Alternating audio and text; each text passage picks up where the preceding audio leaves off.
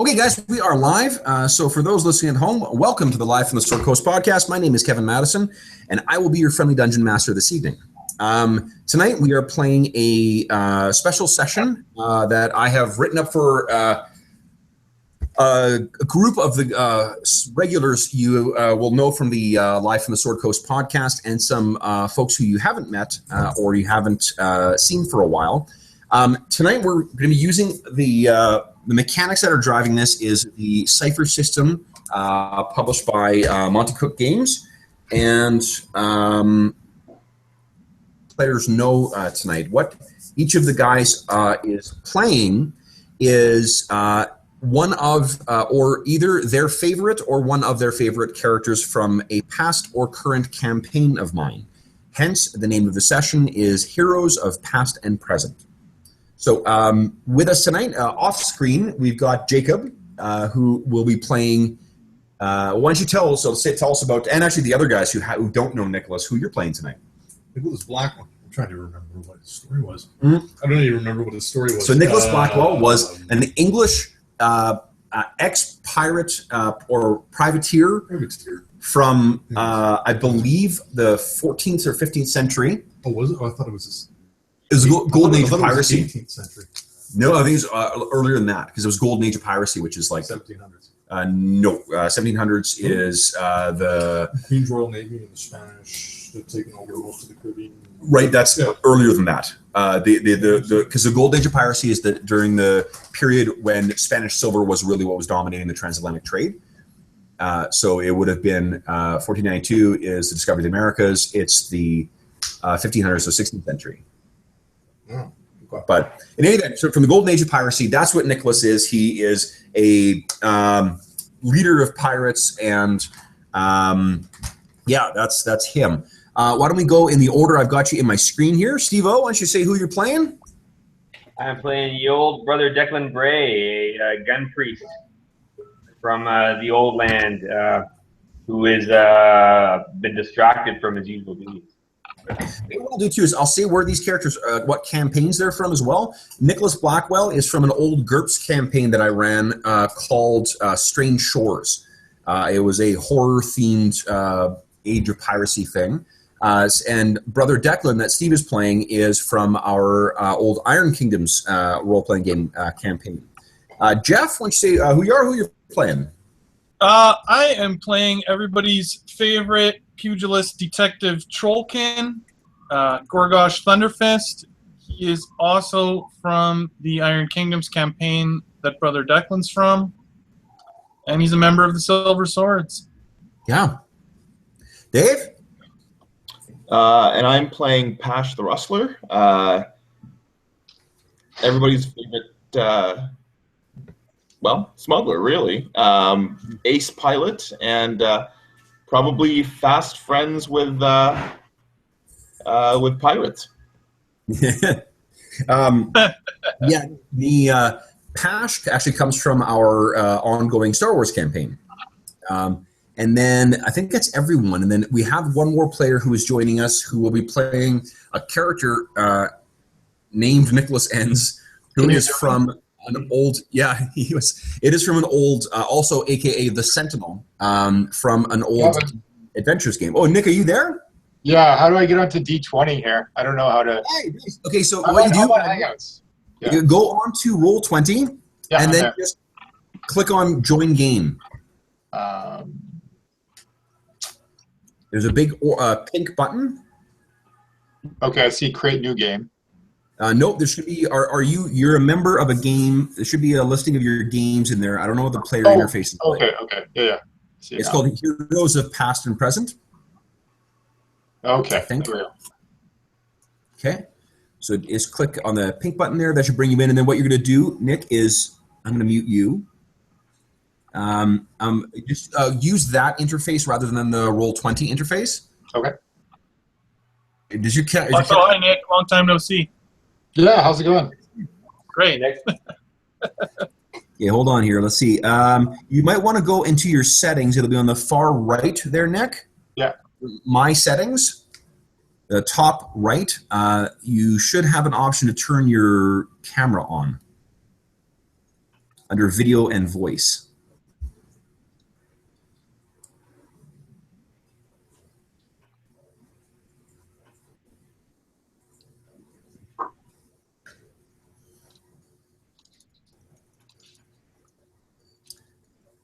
So I see your character, and then you should see, oh, did I give you, yes, actually, and Nick, once you've got that sorted, the second from the left on those tabs is one called Journal. If you click on that, you will find your character in there.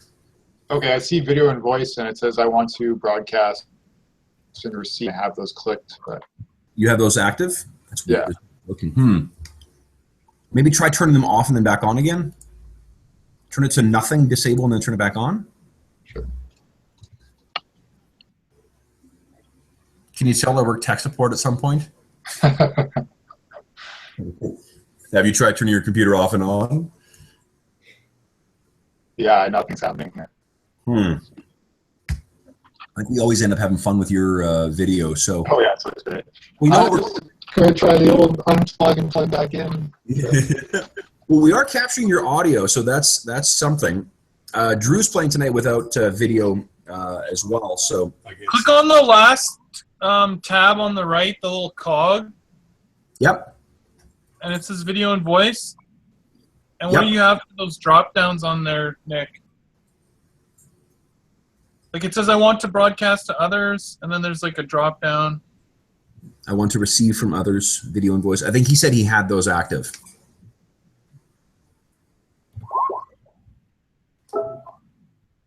Oop, did yours work?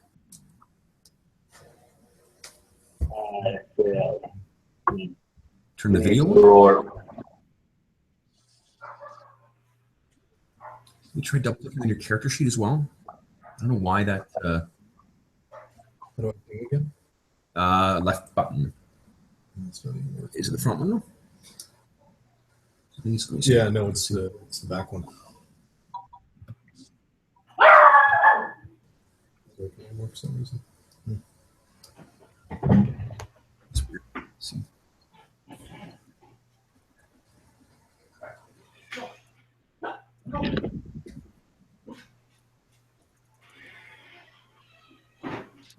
I don't know. Did I have it selected over there? What's going on? Here, sorry, I'll start fucking around with it. Well, you know what, Nick? Why don't we? We'll get going here anyway. You can hear us, right? Oh, now I can't hear Nick altogether on. We can see you. Hello. No, Nick.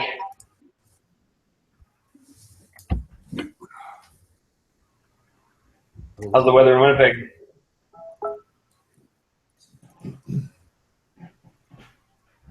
It's pretty frigid, actually. Is it? You got cool here too last week. Yeah, it's. I mean, even if it's, you can definitely tell it is fall. It's not summer anymore. Can you hear me? Yes. Hello, Okay. Nick. Hello. How's it going, Steven?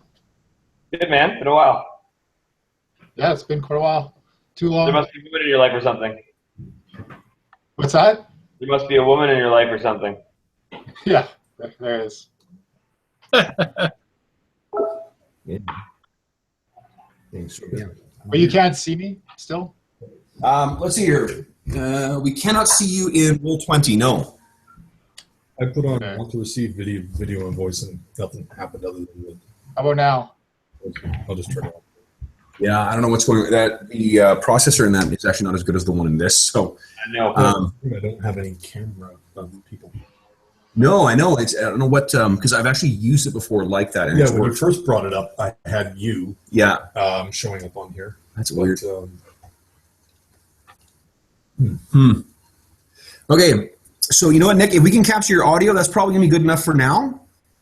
Yeah. So, can you open up your character under that journal tab? Yeah, I got it.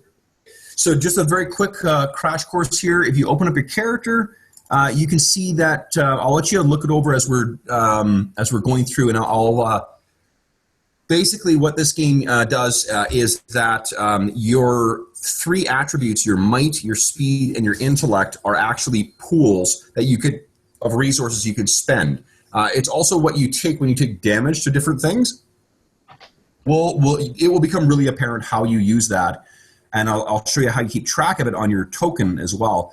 But basically what you need to know is that when, well, you know what, I'll just describe it when we get to the first actual dice roll. And that's how we've done it with everybody else, and I think everyone's picked up the system pretty easily. I watched the session as well, so I kind of have a grasp of it a bit. You did, sorry? I watched the last session, so I have a grasp of how it works. Oh, awesome. Okay, thanks. Great. Okay, so then, so tonight's session, as I said, is the Heroes of Past and Present. So let us go to our opening scene here, guys. So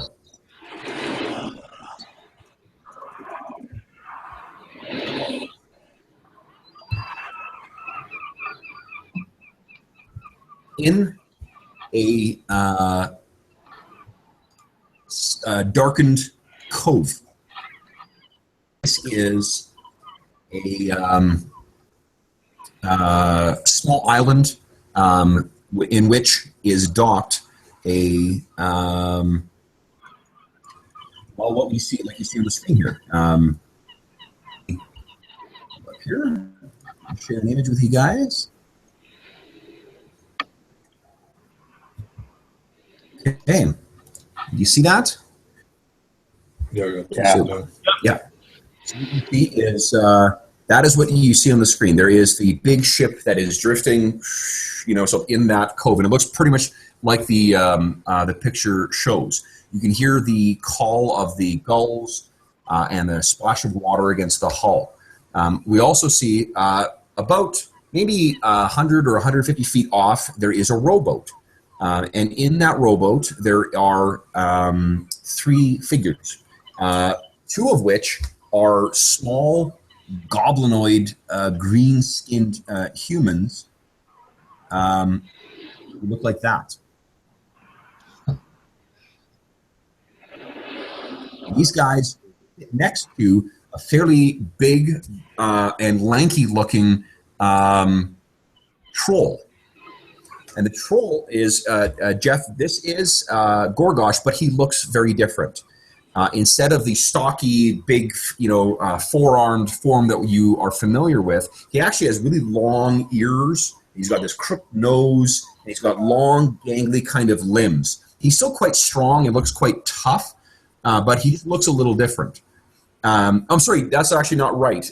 On that thing is not them. What we see is, Dave, can you describe for us what would Pash look like in a medieval fantasy setting?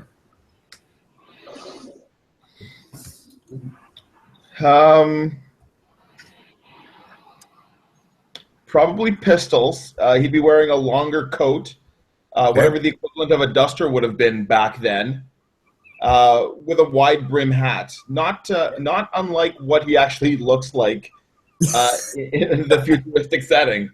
Okay, so he's there, and then is he smoking, or like how is he keeping himself occupied? You can see that there is a rope that goes over the side of this rowboat, and there is someone who is under the water actually, and you can see there's a little light that's fairly far down in the cove, and as that person is moving around, you can see that it is illuminating a series of shipwrecks that are all sunken beneath, there's maybe 3 of them beneath this, the still waters of the cove. What's Pash doing with his time? One of the goblins is sort of, feeding rope over the side as it's being tugged out, and the other goblin says to Pash, boss, well, we're almost out of rope. Is there a free goblin somewhere in the boat? The one who's talking to you now.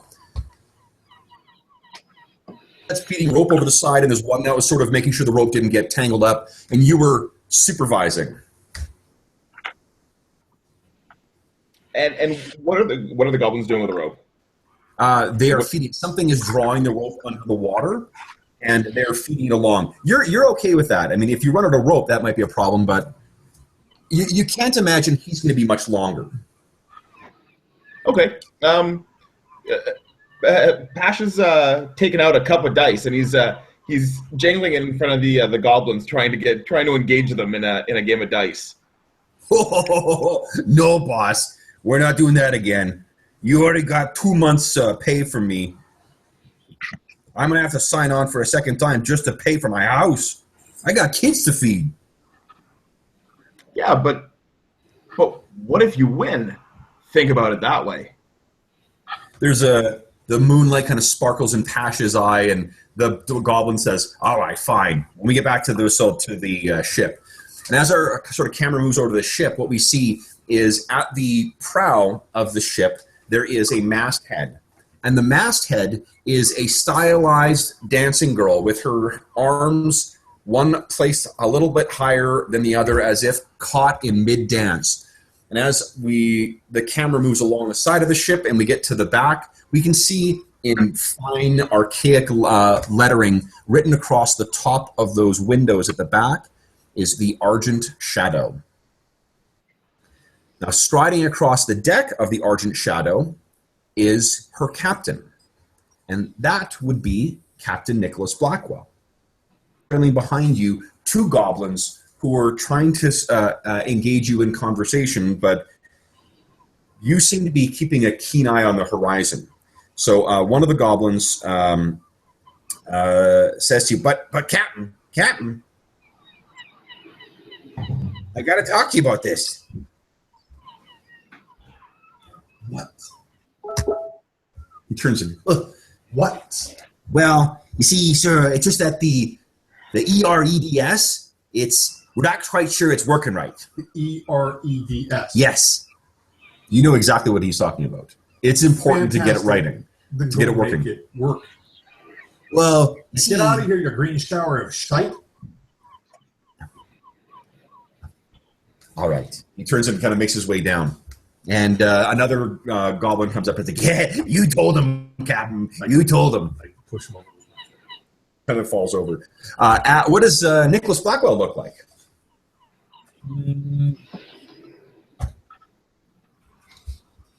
That's a good question. Again, it's sort of a late medieval, early Renaissance fantasy kind of here. Okay. Nicholas Blackwell. He does not look like Johnny Depp from Pirates of the Caribbean. Okay, that's good. Nor does he act like Johnny Depp from Pirates of the Caribbean. Also good. Sure. I really don't know what he looks like. We'll come back to you. Yeah. So this nondescript figure comes walking over and stands on the side of the ship, the Argent Dawn, looking out over the side, and he stands next to 2 other figures. One of which is that troll that I described, who's sort of hunched over. His knuckles are all bruised and calloused up. You can see that he has been in, in many scraps before. And then next to him is another guy who looks like what, Steve? What does Brother Declan look like? Well, Brother Declan is wearing sort of a new leather cloak he's got that covers up his priestly robes underneath, and he kind of hides beneath his shaded sort of bordered glasses, and has a lump in his under his armpit. There's glasses. Sorry. He wears those sort of shaded goggle type glasses. Goggle type glasses. Love it. Okay. Eyes. Okay. So as you guys are looking over, you're sort of Nicholas or the captain Blackwell comes over and says, is he done yet? You don't have a good feeling about this. So what do you say? Sorry, who came over to me? You walked over to those 2. Yeah. They've been watching the rowboat and sort of watching this small soft glow underneath the water that's moving itself around. Okay. And I ask if they're done down below. What do you guys say? They're whoever is below on the other end of that rope is not back yet. What is taking? So that's Gorgosh who says that. So at that, perhaps we should Gorgosh say is in the boat. right? No, that was my mistake. Oh, But Gorgosh sorry, is standing next to you. Okay. So your question is, what is taking them so long? Well, our scene now cuts to this.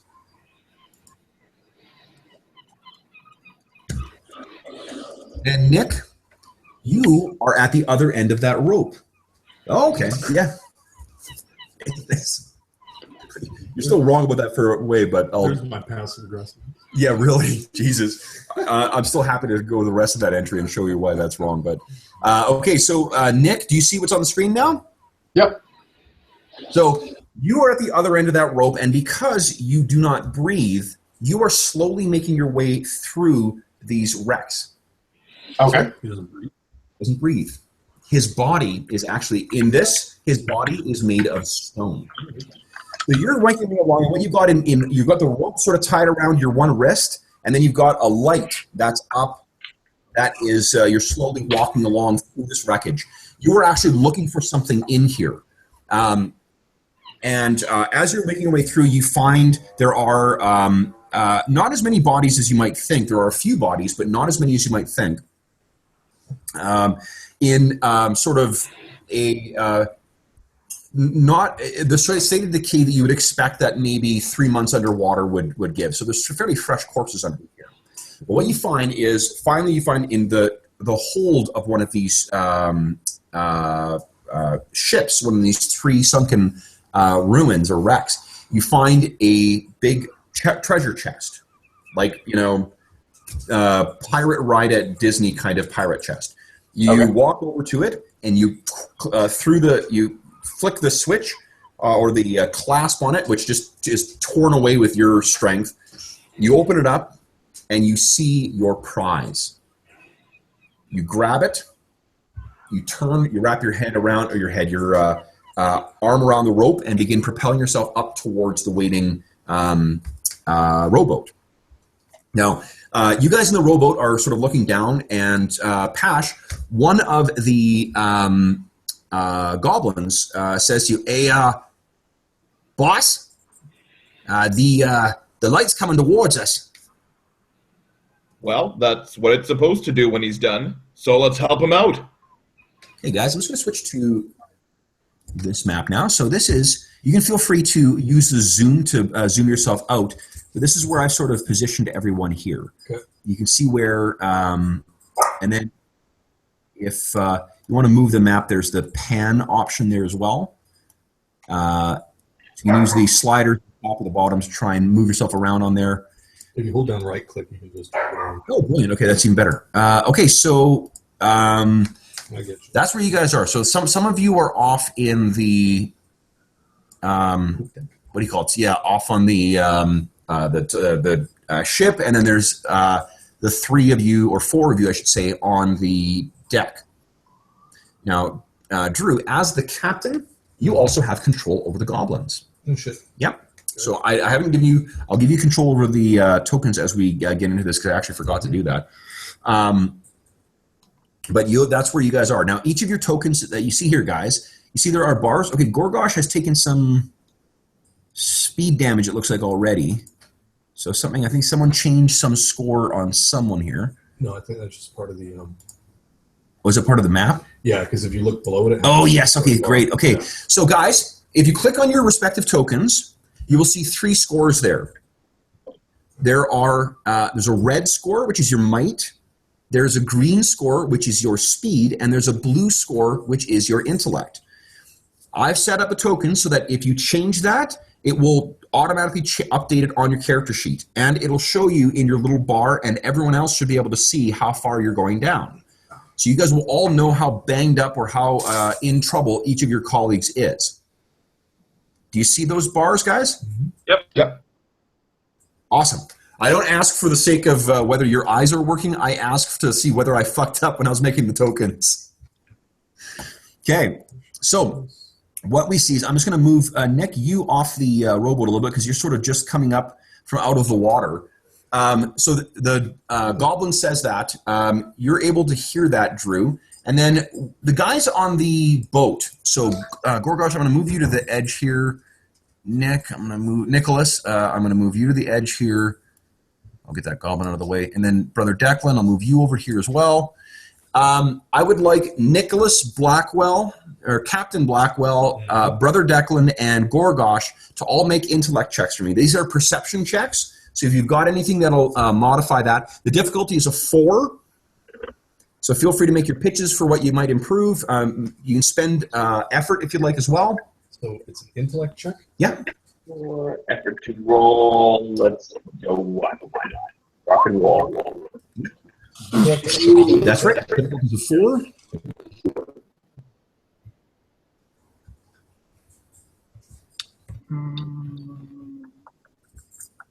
No. Okay, so Jake did not get it. Declan, did you? It looks like you rolled twice. So you failed the first time, Declan, you succeeded the second time. But you failed. Oh, Gorgosh. Look at that. Declan's Oh, yeah. It's under his player's name, not the character name. Oh. Steve M is. Oh, yeah. Okay, Yeah, right. I just refer to everyone by their character name. All right. Okay, so hold on, someone unmuted me. Steve-O, I got you. You unmuted? Yeah, I think you're did you reload yourself? No, I don't think so. Steve, you're the only one I think to get this feedback. Can you go into your Roll20 again and mute yourself again? It's muted. Mute me again? You. Now you're muted. Let's see. Here we go. Yeah. Good. Okay, so I'm getting feedback from somebody. It might be me. How do you mute things? Okay, so you just gotta, what you need to do, Nick, is go the top right of each of our little avatars. Just mute every one of us. Oh, okay. Yeah. Okay, so what happens is Nick, so you come up from the water and you say you've got in your hands a kind of like a foot. Let's see here. Nick, do you have all your things muted? I don't. There's not no mute thing. No. So what you want to do is go with the. Okay, what we'll do, Nick, go to the game setting. Your cog on the far right. Right. Go down to video and video. Turn both of those off. Okay, let's see here. Echo. Marco. Okay, I'm getting feedback from somebody. Who has not muted? I have mine muted. Oh, Dave, your camera's off now. Okay, yours is on, is it? No, it's disabled on both. Okay. Dave? Yep. Steve, yours are all off. Yep, I'm muted everybody. Weird. Okay, so Nick, maybe it's just... That's irritating. Yeah, I did disable them, but I mean, my video is not working. It's not working for me to mute it. I'm not sure. Sure. Okay, guys, then you know what, Nick? Why don't you go into... Say again? I'll just reopen it and see if that makes a difference. Okay. Yeah, I think it might be yours because... Oh, jeez. Who's right? We're still getting feedback from somebody. I just don't know who. Yeah, I don't. Voice hold on. Oh, you know what? You can't. I've got mine all turned off. Yeah. Are you still hearing it? I just triple checked it. Echo.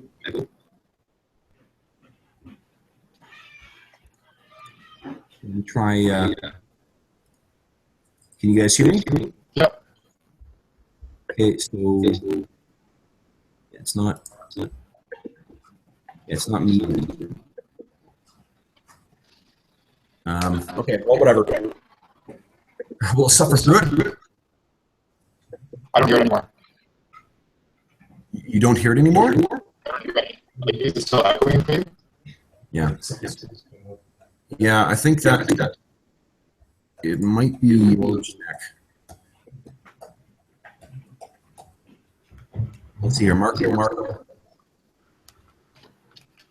Yeah, the audio for yeah. Is Drew's just turned off, or she'll turn off. Nick, it might be yours. It's not. I think. Dave, yours is also off too, right? The audio. I believe so. Yeah. Mine's turned off as well. I mean, Whatever. We'll just. it's not. I don't know why it's doing this. Yeah, everyone's checked already. So, and we're all getting our audio through Google Plus fine.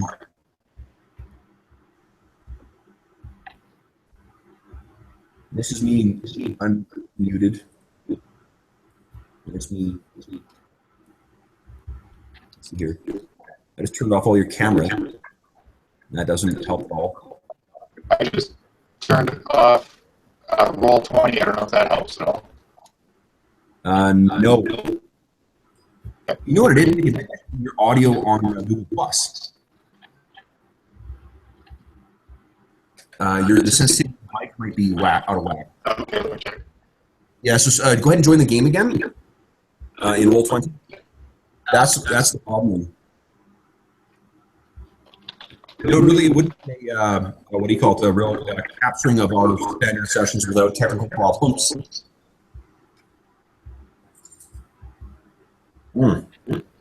Okay, so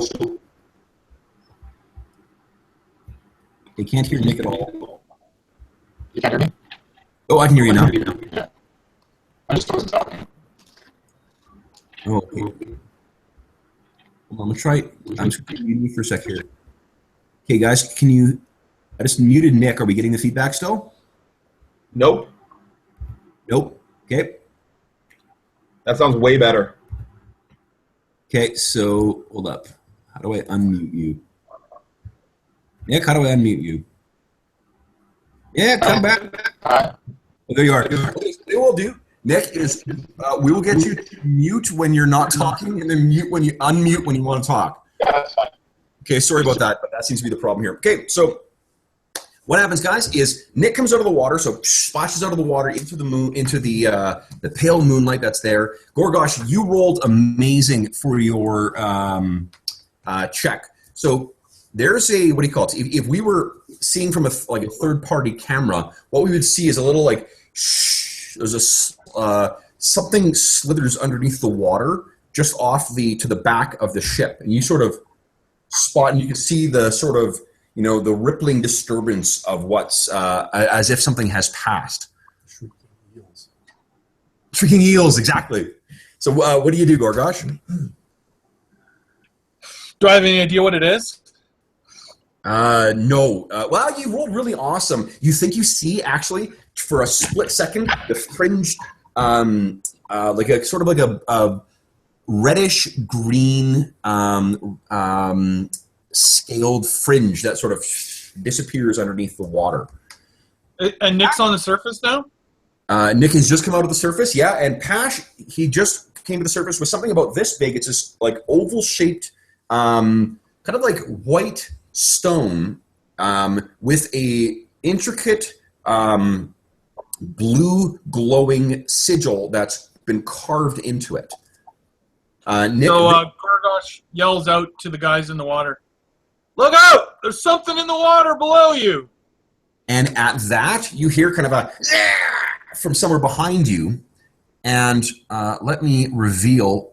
So when you guys sort of spin around, you see at either end of the ship something that looks like this.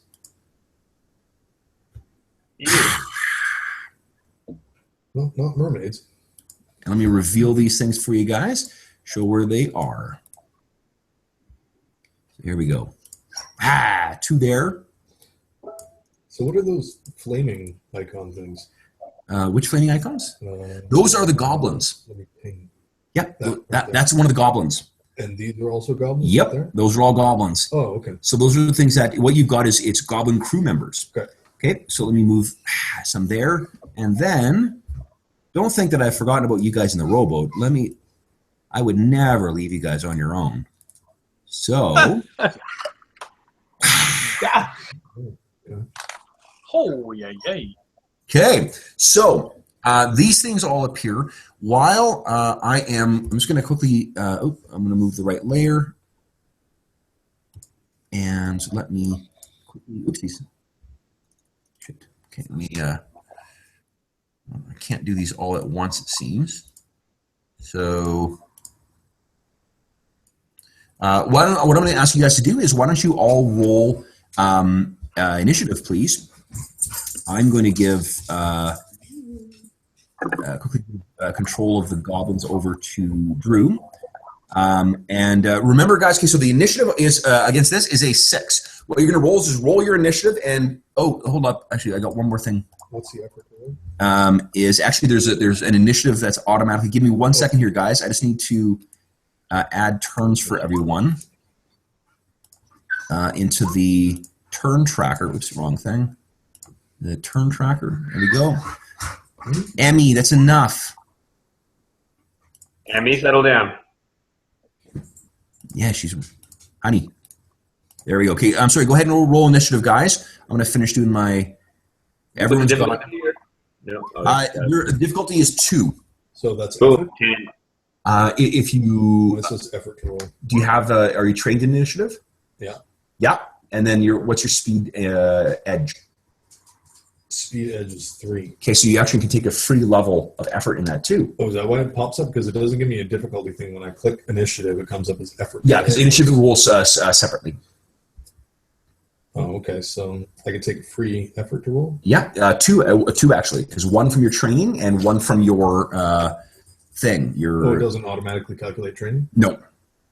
The other ones automatically do, though, right? I honestly don't know. I can't remember. I don't know, to be honest. I'll have to let me take a look at the results of your roll in just a sec here. Okay, so it's done. Why am I the only one that had added to the... I may have fucked up in. Holy shit. I only 25 initiative. Do you have to roll as your name of your character? Nope. Initiative roll. Mine says I wanted to send the result of this roll to the turn tracker, but no valid token was selected. Oh, you know what? Did you select your token? What the hell's that? The token, the little character that's on your screen. You know? Oh, I have my guy highlighted. That might be why. Yeah, that's why you got to select your guy, and then it'll automatically add that number that you rolled to your number there. And so I'm just quickly adding. So this stuff would have been if. So I select mine. Now what? Now roll initiative. Okay. Select mine. Now roll initiative. Yep. Crap! I had such a good roll. What we can do is if you roll 25, I can just add it in. Like, give me a sec here. Okay. Nice. Okay. Well, Hold on, I can edit that. Okay, there's that there. So anyone who rolled 6 or higher, you have succeeded. Drew, you should be able to control all the goblins now as well. So let's see here.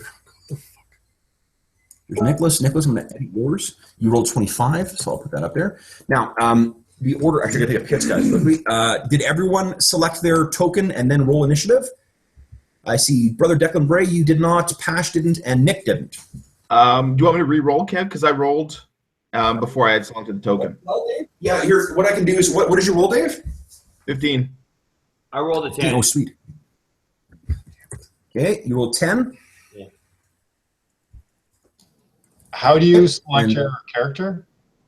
Just click on the token. You got a token there that says Nicholas Ends. Click on that and then roll initiative. Like, is it the one on the map or the one on the side turn order thing? The one on the map. You're in the water. Yeah, it didn't do anything when I clicked on it. bring up a bunch like of it does. like What's that? circles in red, green, and blue. That's what happens when I click on mine, and it has my attribute numbers in each circle.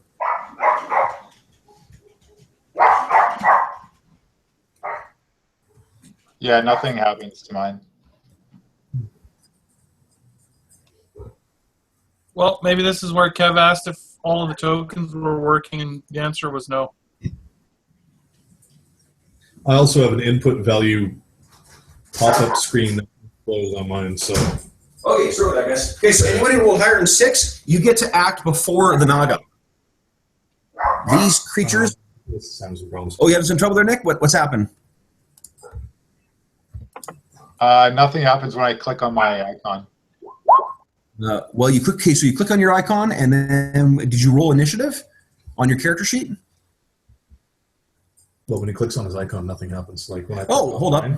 Yeah. Hold on, Nick. Oh, you know what? Mine, Shit, I'm sorry. Mine either, Kev. Okay, hold up. What's going on here? Hey, brother Declan, you got a big green dot on yours on my screen. Yes. Watch this. Control. How'd you do that? You click on the icon, the second one down gives you some options you can dick around with. Okay, hold up here, Nick. What's going on? Oh, you know why? Hold up. I'm sorry, Nick. I can Bush League DM here. Okay, there you go. You're good to go for your control for your character now. And Dave. Let's see. Okay, and Cool. Dave, you should be able to control your character. Let me,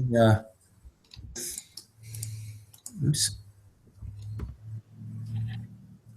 Let me, I'm just going to set him to being Pash again. Save changes. Can you click on him now? You see you're on the rowboat, right, Dave? Yeah. Can you move him? Just give me a few shakes here, Kev. Sure. I got a menu that won't close. Can I move him? No. Okay, you're doing something there. I can see you measuring stuff. Yeah, I'm clicking. If you hold down your left, what do you call it, your left mouse button, can you move him around like that? Oh, yeah. Nope. Nope. So someone move around. That was me. All I can do is, I'm just, left mouse button is just measuring stuff. Okay. Change to the arrow instead of the ruler. There you go. Yeah. Go to the so it's the arrow button, the top left. There we go. Yeah, I got it. Yeah, here we go. How do you roll initiative from here? So select the character, Yep. and then open your character sheet. Now, guys, one of the useful things is when you've got your character sheet open, if you double click on the white tab at the top, it'll minimize it so it's small on your screen. So you don't have to keep going back into your journal to reopen it again.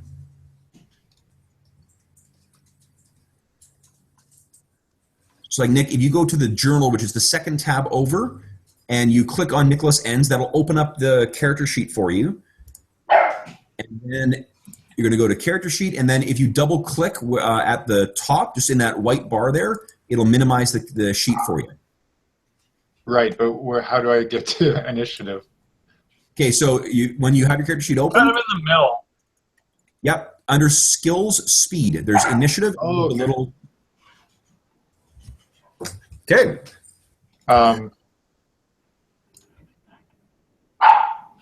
I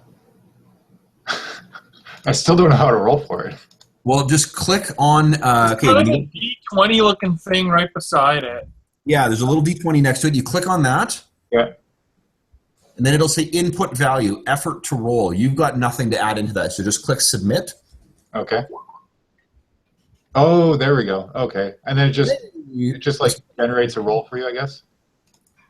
That's right. Yeah. It'll, then if you double click on it, log and you'll see the. yeah, and then there is a little circle, like what do you call it? Clock-looking thing on the left in that left bar there, guys. That's the turn order. The clock? Yep. Where? On the left side of the screen, the same bar. Oh yeah, you got it open already. Turn. Maybe when I open it, does it open automatically, guys? Yeah. Okay, cool. So we got the. The clock. Open it up. It's a little clock face looking thing. That's what opens the. Maybe it's only DMs that can do that. Okay, so I'm gonna get you guys. So here we go, guys. Looks like everyone other than Gorgosh won initiative. Or so. Which of you guys wants to go first here? So Gorgosh, you were so focused on what that that little trail was that you were distracted, I guess. So who wants to go first, guys? Pash will go first. Pash will go first. Okay, what's Pash doing? Okay, so Nick is is he up at the surface yet? He's at the surface. Now here's something I'm gonna let you in on that Nick can do. Nick can fly. Oh. Well, that's unexpected. Yeah. Now it costs him effort to do that. He has to spend from his like I said, Nick, you've got your what do you call it? You've got your pool that you draw from. You'll see that it costs you, I think, intellect to use your flight. So this unfortunately does not, the world that you are in currently, it does not work like in the DC universe where you're able to fly and lift and whatever else. Your powers are scaled down. Yeah. You are, so here's what happened, guys, is Nick's up there, Pash, you know that you need to get back to that ship. Once you guys activate the EREDS, you guys will be fine. You'll get the hell out of here. Captain, you know that too. Apparently I do. Now, if only the goblins can get it working. The EREDS. Yep. Okay, fair enough. So, what would you like to do? Actually, if you open up, you go into your character sheet, Drew, or the tokens, not yours, sorry, into the journal, you can see there are the goblin crew. That is your characters too. And it tells you what you can do with them. You'll see that they are a little different too. They are because they're NPCs. Okay. Okay. So, sorry, Dave, what do you want to do? There incidentally is. So there's a little like steampunk version of like an outboard motor on here. Effectively, imagine like a rattly kind of hyper-driven like little paddle boat thing that you can just fire up and get going. It looks like it's going to shake apart, but it somehow works still. You know what? Pash knows how to drive this thing. He sees the opening right between the two halves of the Naga, and he's gonna take that rowboat right the hell through it. Sweet. Okay. So what I'll ask you to do is make a speed check. Let's see here. I'll put that as a difficulty of 4. So what things do you have to reduce that? Oh, you know what, guys? Forgive me. It does calculate. You asked before whether it automatically calculates your training or not. Yeah. It does. It adds to your So, okay. So, Dave, you decide whether or not you want to make a.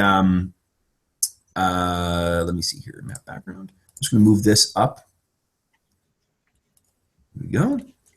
Could I use a spacecraft check with this? Yes. So here's the thing, guys. For tonight's session, anything that says something that is specific to your setting, you can feel free to try and translate it to wherever we actually are. So there's something that says spacecraft. You can feel free, Dave, like in that last session where it was actually, a motorcycle or a truck or whatever that you were using. You can feel free to say that, no, in this world it works for that. So, yeah, I mean, I think that would make sense here, seeing as I don't think there's a whole lot of spacecraft in this world. No, very, very few spacecraft in this world. So what I'll do is, Nick, are you going to kind of like hold on to the boat or what? What's your plan here?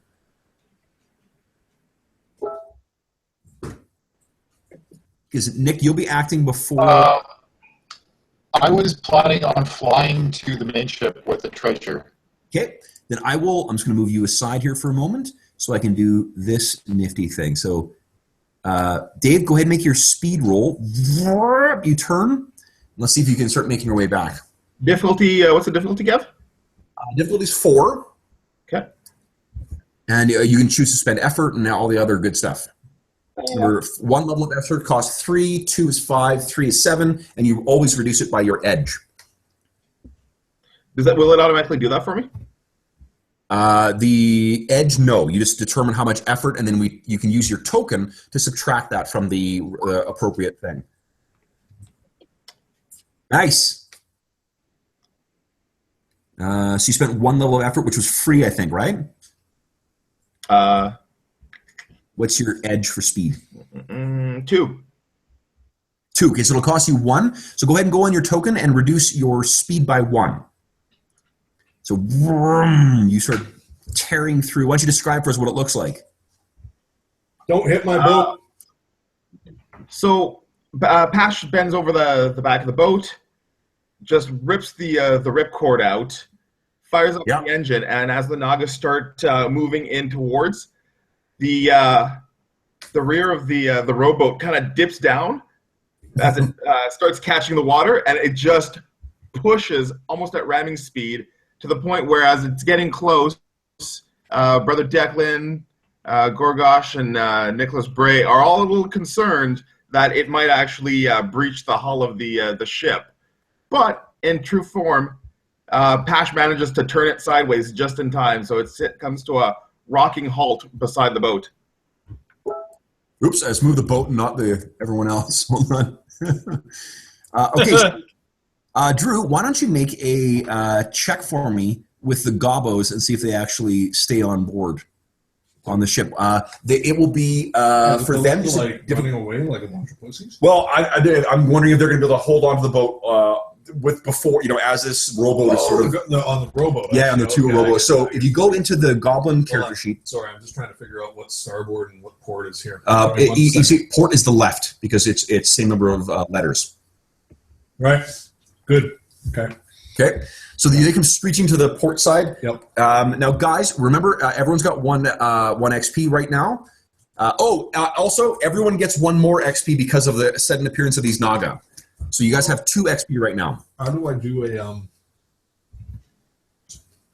a... So what you can assume is that... well, actually, I'll let you use Nicholas's leadership stuff. So it'll be his... Because I'm assuming you're keeping an eye on these guys. It's your crew, in fact. So leadership. There isn't necessarily a leadership thing. This system is very amorphous. Like you can it's very narrative driven. So if you can come up with, like in your case, you've got a bonus for any social interactions, right? I'm yelling at the goblins. Don't you fall out? You'll be eaten. Okay, nice. So why don't you make a check? I've seen it before. Nice. Goblins. So I'm going to give 1 asset because they're quite what do you call it? They're quite nimble. Yep. And then you got the 1 asset from your leadership role, so you can make that as your role. Okay. Can you think of anything else that you would have have you put, for instance, here's something you could say is that from the time that you took control of this and you assumed or took the captaincy and you had the goblin crew, you routinely scared the bejesus out of them on a daily basis. Oh, I threaten their children all the time. Well, threaten harm to their children. Okay. Yes. You're like, I'm going to get you, Grisnack. And he's like, I'm actually a Buzzwup. Well, you too, Buzzwup. Yes. Okay. So I'll give you a free asset for that as well. So what does a free asset mean? What it means is it reduces the difficulty by 1. I said a difficulty of 4. It's reduced down by 2. Okay. For the 2 different things, their agility and your constant scaring of them, and you get to then roll. You're trained in it, so it'll reduce the difficulty by 1. It'll add +3 to your roll. So I roll all interactions, fear, intimidation? Or yes, please. Yeah, roll that, and then your difficulty is 2 now. 2? Yeah. Okay. Okay, so why don't you describe for us what do these 2 gobos do to hold on to Pash's mad dash for the side of the boat? They're holding on to Pash's pants. So Pash, you're at the controls, and then those 2 goblins are basically at your legs, kind of like, and their little ears are kind of flapping back in the breeze. Okay, so let's see. Nicholas is gone. Oh, Nicholas is not gone. So Nicholas and Brother Declan and Nicholas. Sorry. I'm going to say Captain Blackwell because to distinguish between the 2 Nicks. Captain Blackwell, Nick, and Declan Bray have to go yet. Who would like to go? I'll go. Okay, what do you want to do? Okay, so how does this work in terms of what I can do? Can I yell instructions to the goblins? Yep, basically you can take an action. So depending on what you how extensive your instructions want to be. Just yelling, man the cannons, great shot, get the Naga in the water. Nice. Yeah. Okay, so why don't you go? There are you can see 4 Naga that have at the. Yeah, I want the goblins to start shooting. the three of us on deck can try to. Okay. This vessel, incidentally, guys, is equipped with both cannons and ballistae. The ballistae are much bigger and slower, but they hit harder. The cannons are a lot easier to activate. So here's what I'll do: is, I'll say that's your action for the round. So why don't you make another? How would that be? I think it's more of a tactics thing. Why don't you make? What do you think? Sailing? Yeah, absolutely, sure. Okay, so it'd be sailing, and difficulty is actually only a 2 against these things. Okay. So here's the thing. I'll remind you guys as well, and for those who haven't played this yet, You want to move the? yeah, go ahead and position the goblins wherever you want to have them. So where is The cannons wherever you want to set. I'm getting these input value menus popping up in my screen. I can't close them, and they're all duplicating. And they don't have a cancel button. Oh, I think this it's one does. Okay, but this one, yeah, no. Well, yeah, whatever it is. We'll just Okay. ignore it for now. Oh, I Okay, can see cannon. around that means both Declan Bray and Nicholas have actions. Nick ends. The goblins are breaking things, and then once you're positioned in there, Drew, why don't you go ahead and make Are these goblins? Oh, there's one goblin that is not a goblin. which one is that? So there's 2 goblin number 1s. I'm moving goblin 2 right now. Make sure. There's 3, here. and then this one is not a. Yeah, I'll Okay. put it under. Okay, so that guy's under your control now. I assume we have 2 goblins manning each cannon. Okay, that guy's under your control. Okay.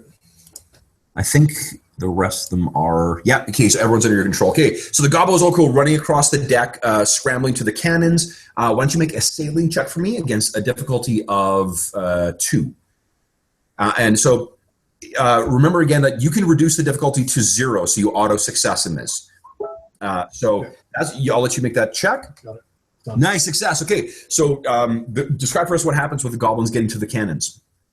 They're scrambling over each other. It looks like absolute chaos, but they actually know what they're doing. Cannons are preloaded with not with shot, but with charge. These can be also steampunky things. You may have noticed these are Warcraft-looking So guys. they're not the whatchamacallit, muzzle loading, but they're not breech loading either. They're more like shotgun. Really. Okay. Yeah. Back roll in. So if they're steampunk, they don't have to be preloaded with. You could have like a weird like hopper kind of thing. It's actual oversized shotgun shell. Okay, cool. One guy opens the actual magazine, but he loads it in and slams shut. So and are you guys hearing that? Okay. Yeah. Yeah. Okay. So they're wham wham. All the shots are going off, and some of these Naga. I'll eliminate a couple of these guys here. So, am I the right level? Yes, I am. Oh, you know what? I got to move these guys to the right layer. What layer am I on? What layer are they on? They're gorgeous. Oh, okay. So, moving the ship. I effed up there. Let me get these guys to the right layer. Token layer. Token layer. Okay, so that guys. All right. So Declan and Nicholas ends. What would you guys like to do? All right. Well, I've always wanted to use my Force of Faith spell. I'm not quite sure what's going on here, but I don't have a lot of patience, as you know, good old brother Declan. So he's going to whip out his Force of Faith and try to knock a few guys off the boat. Cool. To see what Who'd you effect like that to has. Well, Force of Faith pushes that's all enemies back. Let's see here. So create explosion of divine energy on a hit. Enemies in close range. Are they close range? Yeah, close range is about 25 feet. So they're probably, if you, I'll say you can wait long enough to have them all sort of like, moving in. Could do that. Right. In which case, no one's hurt, right?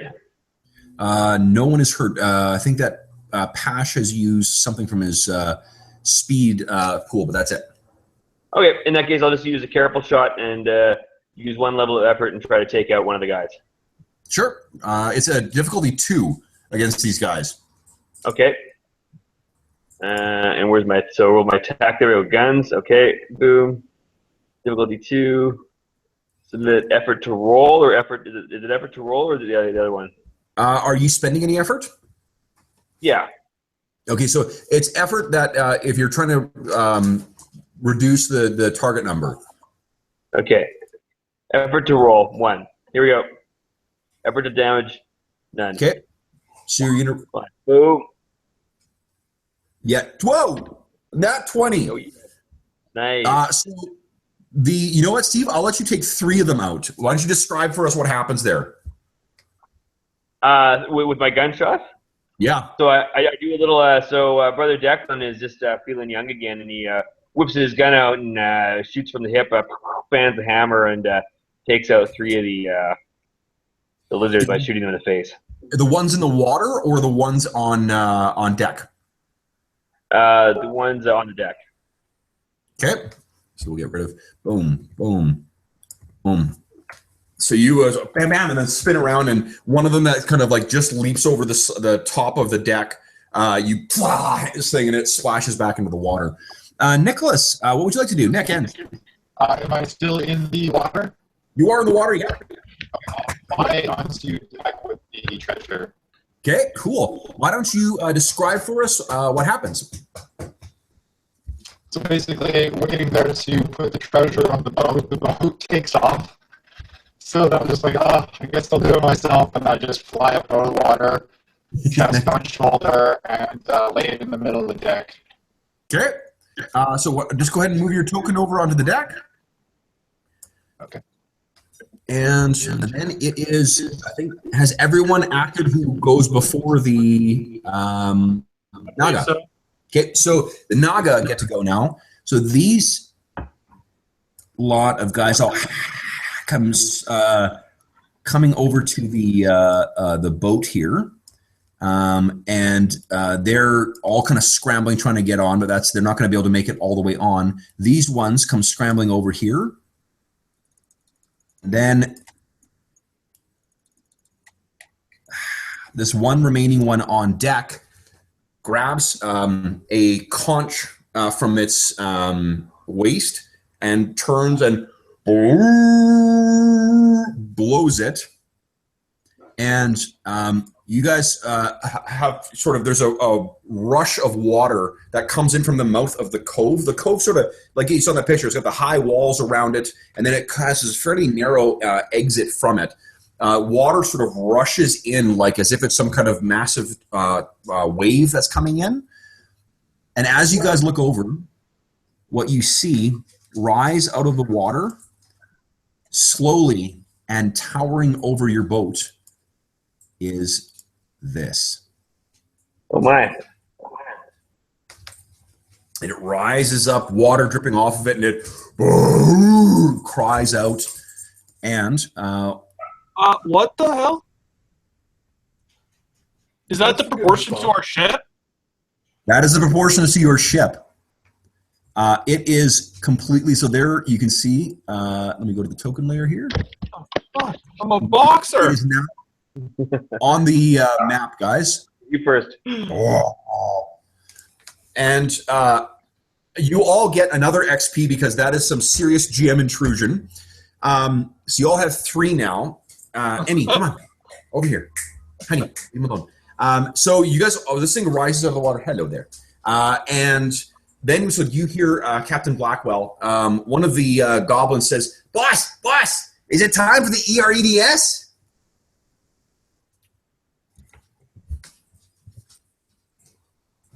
Activate the EREDS. Okay. So do you want to explain? It's ready to activate. It's ready to activate. Those 2 that you beat before? Activate the EREDS and get ready to trim the mainsail. Do you want to explain what the EREDS stands for? Does it not say on the thing there? No. Oh, sorry, guys. It just says as it says. Yeah. So as this thing looms over you guys and begins to sort of lurch into the bay, the goblins diligently there's about 4 of them that are all running around this big sort of big engine. There's steam sort of coming out of them. There's a big boiler that seems like it's sort of trembling and filled with pressure. One of them goes up and he yells, turns down into the hole and says, Captain says activate the EREDS. And there's sort of like, there's a couple other guys who shout it back and forth. There's this one, like, just soot-covered goblin who's got these goggles on, who kind of, you know, screeches them off. He's like, does a thumbs up to the guys above, and he pulls this lever that has this big EREDS on there, and underneath it says it is the Emergency Rapid Elevation Deployment System. Excellent. So what happens, guys, is this thing gets thrown, and there's a bunch of like brass pipes and shit like that all start shaking around, so the whole hold seems like it's almost falling apart. And then there's and you hear a bunch of straps kind of pink, pink, pink, pink, pink, all explode. And that big platform that one of the goblins and Nicholas is on right now, it suddenly throws open. And what you see is this massive balloon begins drifting out of this thing. And then behind it are a bunch of cords such that it sort of will look like this in a moment. I love me some airships. So it activates. Pash, you are still down in the water on this deck. This is not the first time you've had to do a quick escape from here. Why don't you tell me what modifications you've made to this Argent Dawn so that you can accommodate a quick getaway like this? Whoa. So as soon as is Pash still on the rowboat? You're in the rowboat, but you're right at the side of the ship right now. And I'm assuming, why don't you describe for us what's the sort of the thing that you guys have? And feel free for anyone else to throw in ideas. What is it that you've got ready to, you know, get you in the ship so that you can make this kind of escape using the EREDS? Basically, there's a recessed button on the side of the hull of the ship. Pash slides it open, hits the button, and two hooks on chains fall from the rigging that Pash then connects to either end of the rowboat as it starts to crank the boat up. So basically, what it looks like is both ships are actually rising, one a little faster to try to gain level with the the larger ship. You guys have watched Firefly, right? You guys have all watched Firefly? Of course. No. Oh yeah, of course. Yeah, I would. Okay, you know how the visitor cabins are sort of micro little space ships of their own. Yeah, it's kind of what the rowboat looks like too. I'd say it's a pretty good glider. If nice. It's okay. So the thing starts riding up now. While you are the captain of the Argent Dawn and in charge of the crew, Pash, you are of course the pilot. So as you're sort of rumbling up, the two goblins that are clustered around your legs, they look up and they're like, boss, aren't you supposed to be at the wheel? I believe we call them sea artists. Nice. What do you say, Pash? Well, it's just going up for now, but we sure as hell should better get behind that wheel. Okay, so as this thing lifts Mr. up... Pash, I expect you at the helm. Nice. As this is going up... Captain, I'm coming as fast as this thing will drag me up there. Yeah? Troglodyte, or whatever your name is. Give our charming friend in the water there a final shot of carcass to the face. Nice. Awesome. So they all crane around. This this is the music I'm going to cue up because... Yeah. Are you familiar with carcass shot? I'll let you decide whether you have it or not. Absolutely. No, you totally have. So this is what I call, as the ship rises up, the big Kraken kind of slowly tries to catch you guys, and maybe it's on the port side where you guys are, and the two little goblins are like, boss, boss, boss, boss, and this thing barely misses the rowboat as it's being cranked up. It sort of crests the hull for a second and kind of shakes it to the side. So as the ship is lifting up, it's slowly rocking back and forth. Maybe Gorgosh, you sort of grab one of the goblins who seems over anxious, trying to get a shot off at the captain's command. Okay. You guys finally get to the top of the deck, and you move. So you go racing over to the what do you call it? The control lever. It can be a wheel. It can be whatever you really want on here, guys. Because this, as you may imagine, this is the world of Warcraft. I leave it up to Pash. Pash, what do you think? What does it look like? It's basically a full ship's wheel, only on the actual circular frame is a peg that Pash can now use for quick steering. I love it. Like the holy shit handle. Suicide. Yeah, that's what it's called. Yeah. That's awesome. Okay, so this thing. Please tell me you have a steampunk reclining chair in front of it. Yeah. Strap yourself into. That's awesome. Did you hear With that? a 5-point harness. Okay, so you hop into your sort of like What is it called? a 5-point harness. Nice. Yeah. So you got this strapped in, and you're getting lifting off. Now, as you guys are lifting away, of course, an important question that you have is whether Nick recovered it. Nick, where are you right now? I'm in the middle of the ship. Okay, so you sort of got yourself back up. You're carrying this thing, and what you have is effectively, it's, I don't know if you guys, anyone who has played World of Warcraft before will know what a Hearthstone looks like. Mm-hmm. This is an oversized Hearthstone. Oh, excellent. So you have it. So let's now, you guys are ready. So you need to return to Seattle. So now, we, and you guys say, I'm actually, whoever says like, okay, set course for Seattle. Yep. You say it like, like the way that someone who is unfamiliar with a word would try and like mispronounce it. So maybe like Seattle or... Mr. Pash, set course for Seatla. Yes, that's correct. The goblins kind of look at each other and they're like, meow. So, okay, so now we cut to... well, I'm going to fill in a little bit of backstory here now. Okay, so guys, we now cut to a different world. This is our world. Now, what's happened over the last couple of months, guys, is our gaming group has been continuing playing what we normally play, right? But as is quite common, you guys have been bombarded by emails from me. More so than my typical stream of gaming bullshit and, stuff that fills your inbox with unnecessary thoughts on gaming and whatever else. There are two things that I seem to be emailing about, sometimes multiple times a day. One of them is about a return to our Iron Kingdoms game. Those of you who played in the Iron Kingdoms game, you're familiar with my affinity for that setting. Those of you who didn't play in it, I keep fucking emailing about it. And I keep suggesting that we need to get back. We need to get everyone back to the Iron Kingdoms. The other thing that I keep talking about is, and it's sort of, these are separate emails, never presented at the same time. The other thing I'm suggesting is, you know what, guys? You know what sounds like a lot of fun? Is World of Warcraft has a new expansion coming out that is called Dreams of the Elder Gods. And here's the cool thing is that it's World of Warcraft, and we need to play it again. And it would be a great thing to do on our Friday nights. We could do it on Friday nights. And to the point where I've actually even bought each of you copies of the game and paid for 3-month subscriptions to it. We haven't actually played the game yet, but I'm so keen on this and thinking it's such a great idea. I just got off heroin. Yeah, and this is usually the response. I'm like, yeah, I know. I play. I remember it was like before. We don't have time. And then I'll send you another email right afterwards. I'll be like, yeah, but hey, look at this. And here's the other thing that I've been pitching for this, guys, is that when the Dreams of the Elder Gods launches, there are cash rewards in game.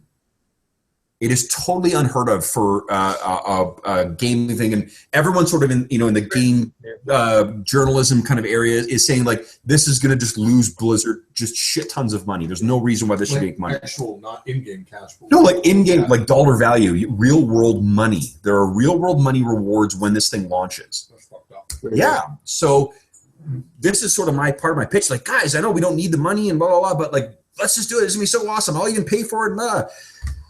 So you guys, we have not made any final plans, but this is what I've done in the sort of lead up to this. We have continued on with our regular games, but those are the two sort of themes that you're seeing in this. What is the launch? This is a fictional launch. This is total bullshit. Yeah. No, there is a new one called Legion. This is a fictitious thing, but this is in our game for tonight. This is what you've been getting from me. So what happens, guys, is then we cut now to Steve and Jacob. You guys are showing up at my place. And what we're doing is we've agreed. You sort of like, look, I don't want to play fucking Warcraft again. We don't time to play Iron Kingdom. So, but what we're going to do is we're going to get together and paint our armies.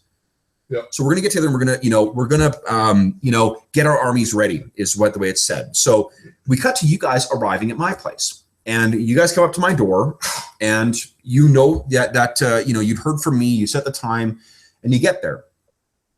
You ring the doorbell. There's no answer. You knock on the door. There's no answer. And more to the point, there's no dog barking either. So you sort of like, you look at each other, you try and text me, you try and message me on Facebook, and then finally one of you guys sort of tests the door and you realize the door is unlocked. So you open the door and you go in. Now the first thing you notice is, obviously this is a rental place, and people who are listening at home who do not know me, please try not to judge me for this, but there are the stains in my carpet. There are new stains on the carpet. And what these are is fairly big, fresh stains. So you guys step in and you're onto the main floor. And then for those who haven't been here or who are listening at home, there's a second floor. There's a set of stairs going up. And the main floor is where the 2 bedrooms are. You guys step in and you can hear a soft kind of whining from off in one of those 2 rooms. And as you guys step into the guest room, to Jaden's old room, you guys see Emmy is there, and she's kind of cowering. And for those of you who know my dog, that is not like Emmy at all.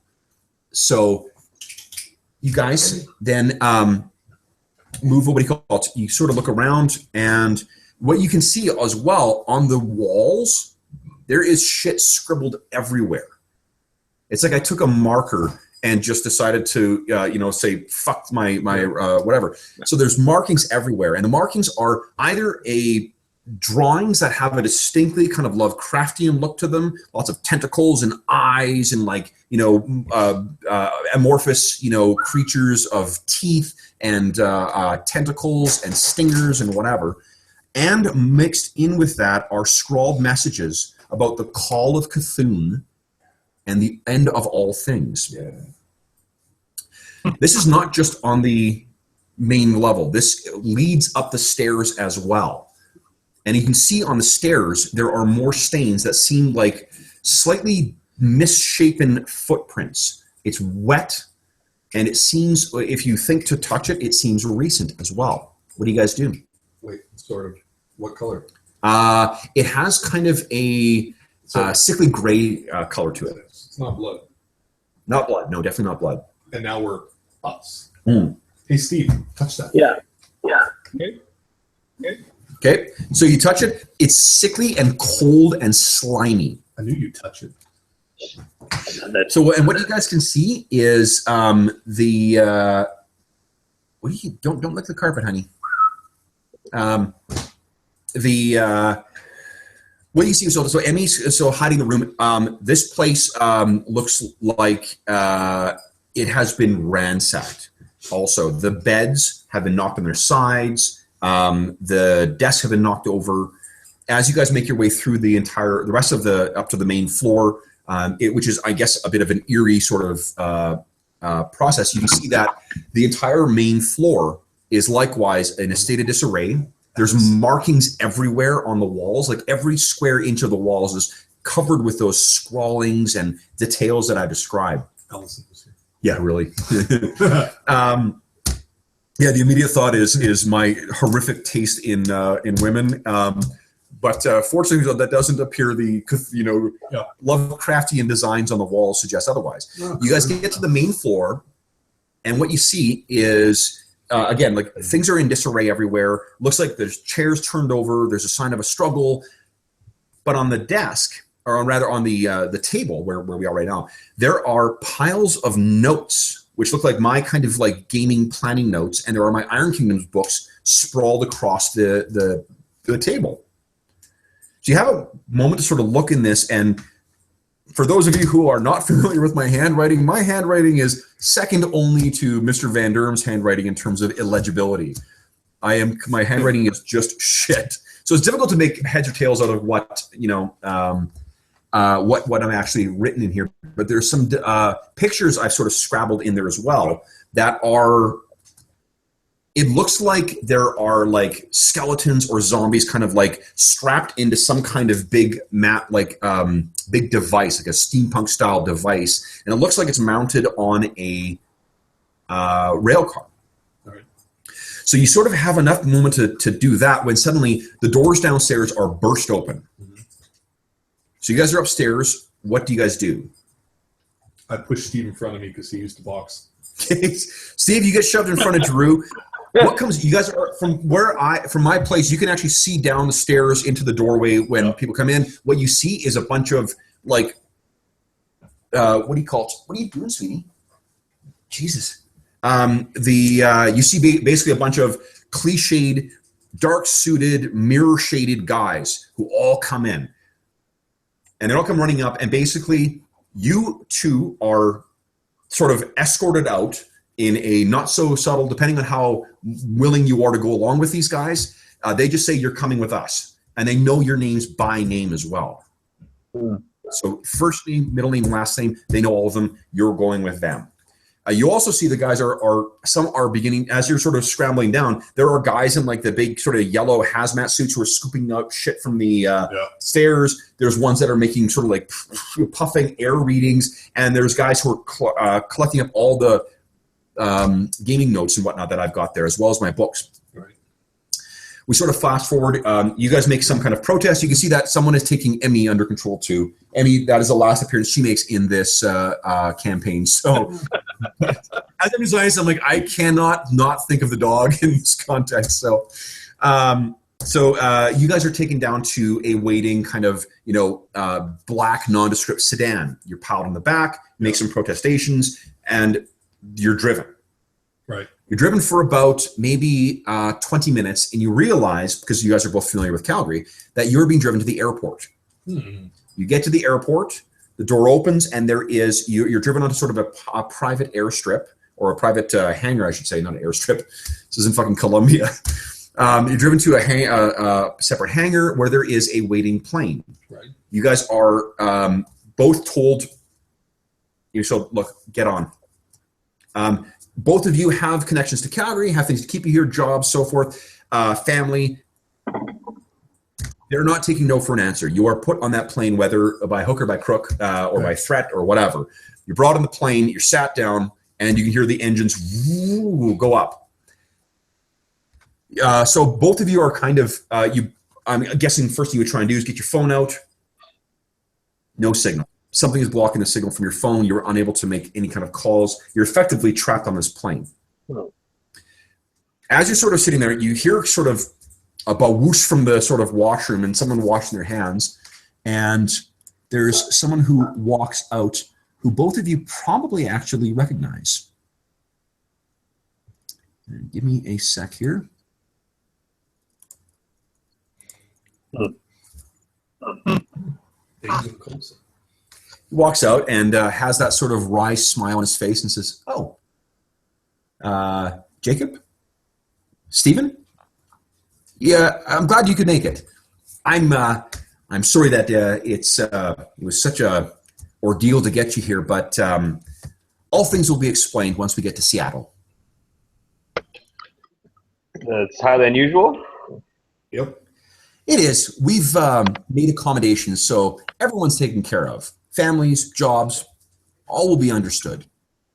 You're not in any danger. At least, not any more than the rest of us are. Okay. Tell me, I've got one really important question for you before we depart, though, or as we're on our way. He kind of leans forward in a conspiratorial kind of manner. Tell me, have you seen Agents of S.H.I.E.L.D.? I've seen the show. You've seen the show? Yeah. I watched the Iron Man movie. Oh, you've seen me in that. Yeah. Well, you've seen... Didn't you die? I got better. So this is as confusing as it really should seem to you. Like, this is not Clark Gregg, the actor. This is Agent Phil Coulson from whatever, from the movies, the Marvel movies, the Marvel TV shows. You're flown to Seattle. You have the most disjointed and surreal, like chit-chat conversation with Coulson on the way there, to the point where whatever sort of concern or fear you might have had at this turn of events, you're actually more just like confused and perplexed than anything. You get to Seattle, you're ushered along to another one with Coulson and with the big burly escorts that you had before. You're driven through Seattle, which is a lovely green city, and you are driven to a house that looks like this. And Coulson says, well, we've got you to the campus now. Why don't you two go on and head in? We've got Dr. Weiss waiting for you.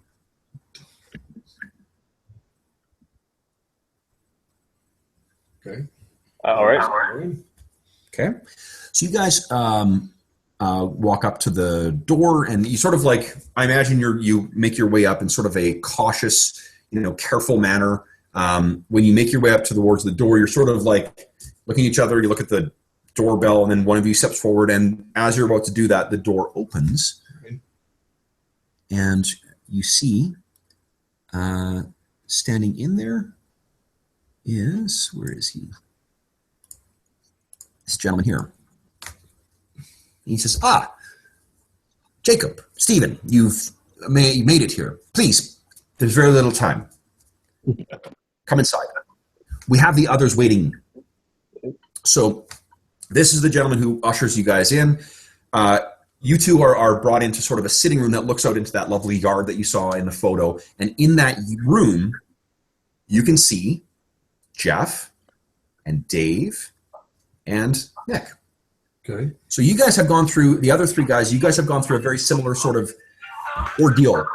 You have not gone through the process of finding my place in disarray. You've just had someone show up and say, we need to have a chat with you. And they present some kind of like CSIS ID or, RCMP ID or something else that gets you in a vehicle. Next thing you know, you're on a plane and you're in Seattle.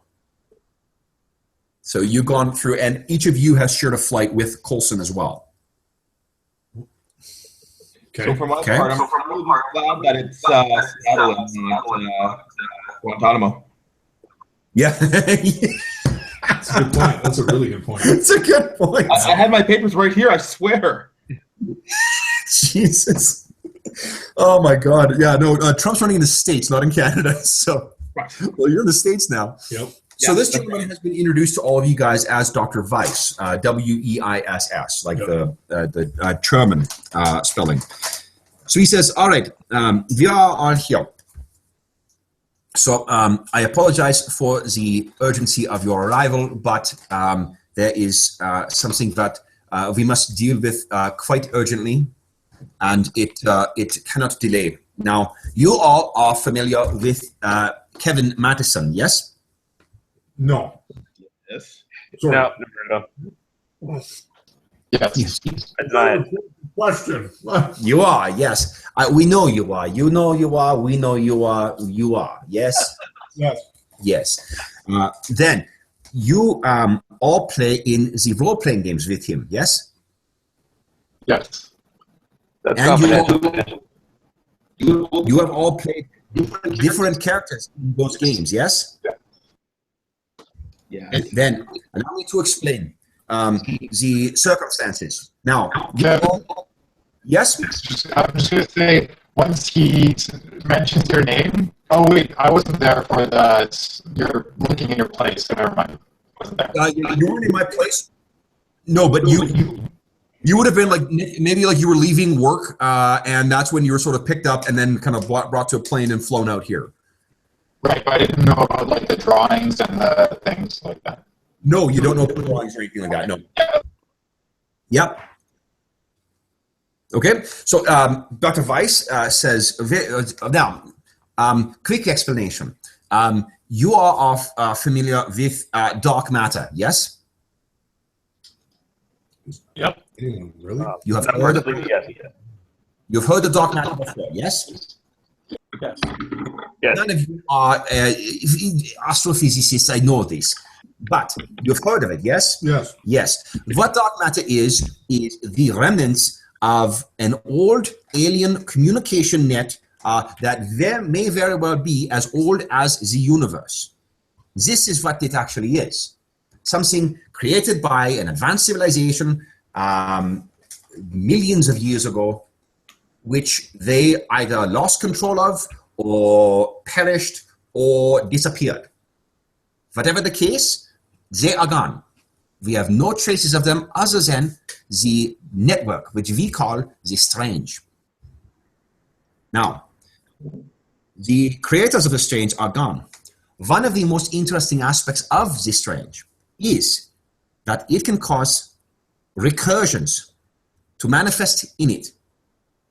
Now, recursions may best be thought of as pocket universes created by collective imagination and belief of living beings. Wholly formed realities populated by fictional creatures and characters made up physics and laws. All the recursions have mythic qualities to them, such as Olympus or Asgard, but newer ones existed too, like your Star Wars, or your Harry Potter, or your Forgotten Realms. Recursions form as bubbles in the Strange. Twilight 2? Twilight as well. Oh, God damn it.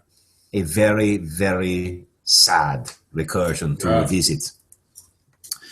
Recursions form as bubbles in the Strange on the skin of reality, and special people can travel to them, or even more special characters can travel from their recursions into other recursions.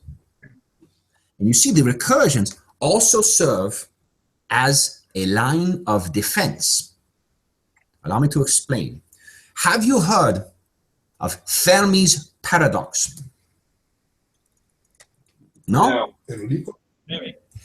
Fermi's paradox posits that mathematically there should very well be alien life. There is a mathematical certainty. But where is this life? We see none of it. The reason we have learned that we do not see them is because when a civilization reaches such a level of advancement that it may contact the Strange, it rings a dinner bell for titanic predators who lurk and hunt in the Strange, which we call planetovores. When a civilization contacts the Strange and attracts the attention of a planetovore, they arrive, slip through from the Strange into reality, and enjoy a genocidal feast of that civilization. This is what has happened to every advanced civilization in the universe, except for Earth. The reason we have not is that the recursions serve as a bulwark against which the planetovores cannot penetrate. Without penetrating into our reality from the Strange, they cannot get to Earth. But we have a problem. Somehow, one of these planetovores has managed to insert itself into a recursion spawned by the video game World of Warcraft, disguising itself as a Lovecraftian elder god called Cthulhu. You are familiar with this game, yes? Yes. You know that this new patch or edition that is being released offers cash rewards to new players. Yes? Yes. We anticipate that this may very well be the largest video game launch in history, with nearly 1 billion players. If 1 billion players are all dreaming and thinking and believing in this world, it strengthens the recursion, it strengthens its connection to reality and eases the transition of the planetivore into our reality. Now, you may wonder why we are speaking to you. The reason is, for whatever reason, your cooperative play has had a significant impact on the recursions. Through your collective imaginations and through the world set up by your dungeon master, you have created characters that are particularly pernicious, that can easily transition between worlds.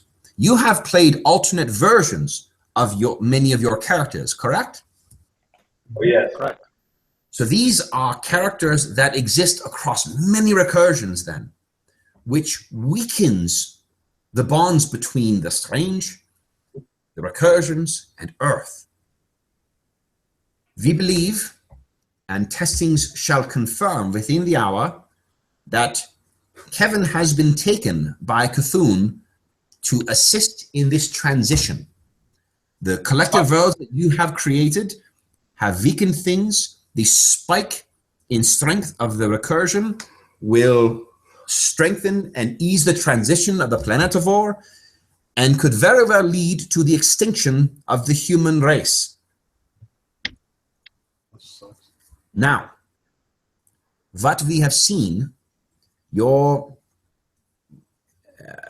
dungeon master has perhaps the worst handwriting that I have seen from a sentient human. But our handwriting experts have examined his notes. You have heard of the Iron Kingdoms, yes? Yes. Yes. One of these worlds, these recursions, is the world of the Iron Kingdoms. And what your Kevin seems to have been working on was an adventure for you to play in that world, wherein the Cadoran people were crafting a doomsday device that perpetually drives spells. In that world, of course, spells are active. What we believe is that while Kevin may have been usurped by Cthulhu and trying to co-opt you into joining into that insidious game, his subconscious was working on a way to defeat Cthulhu.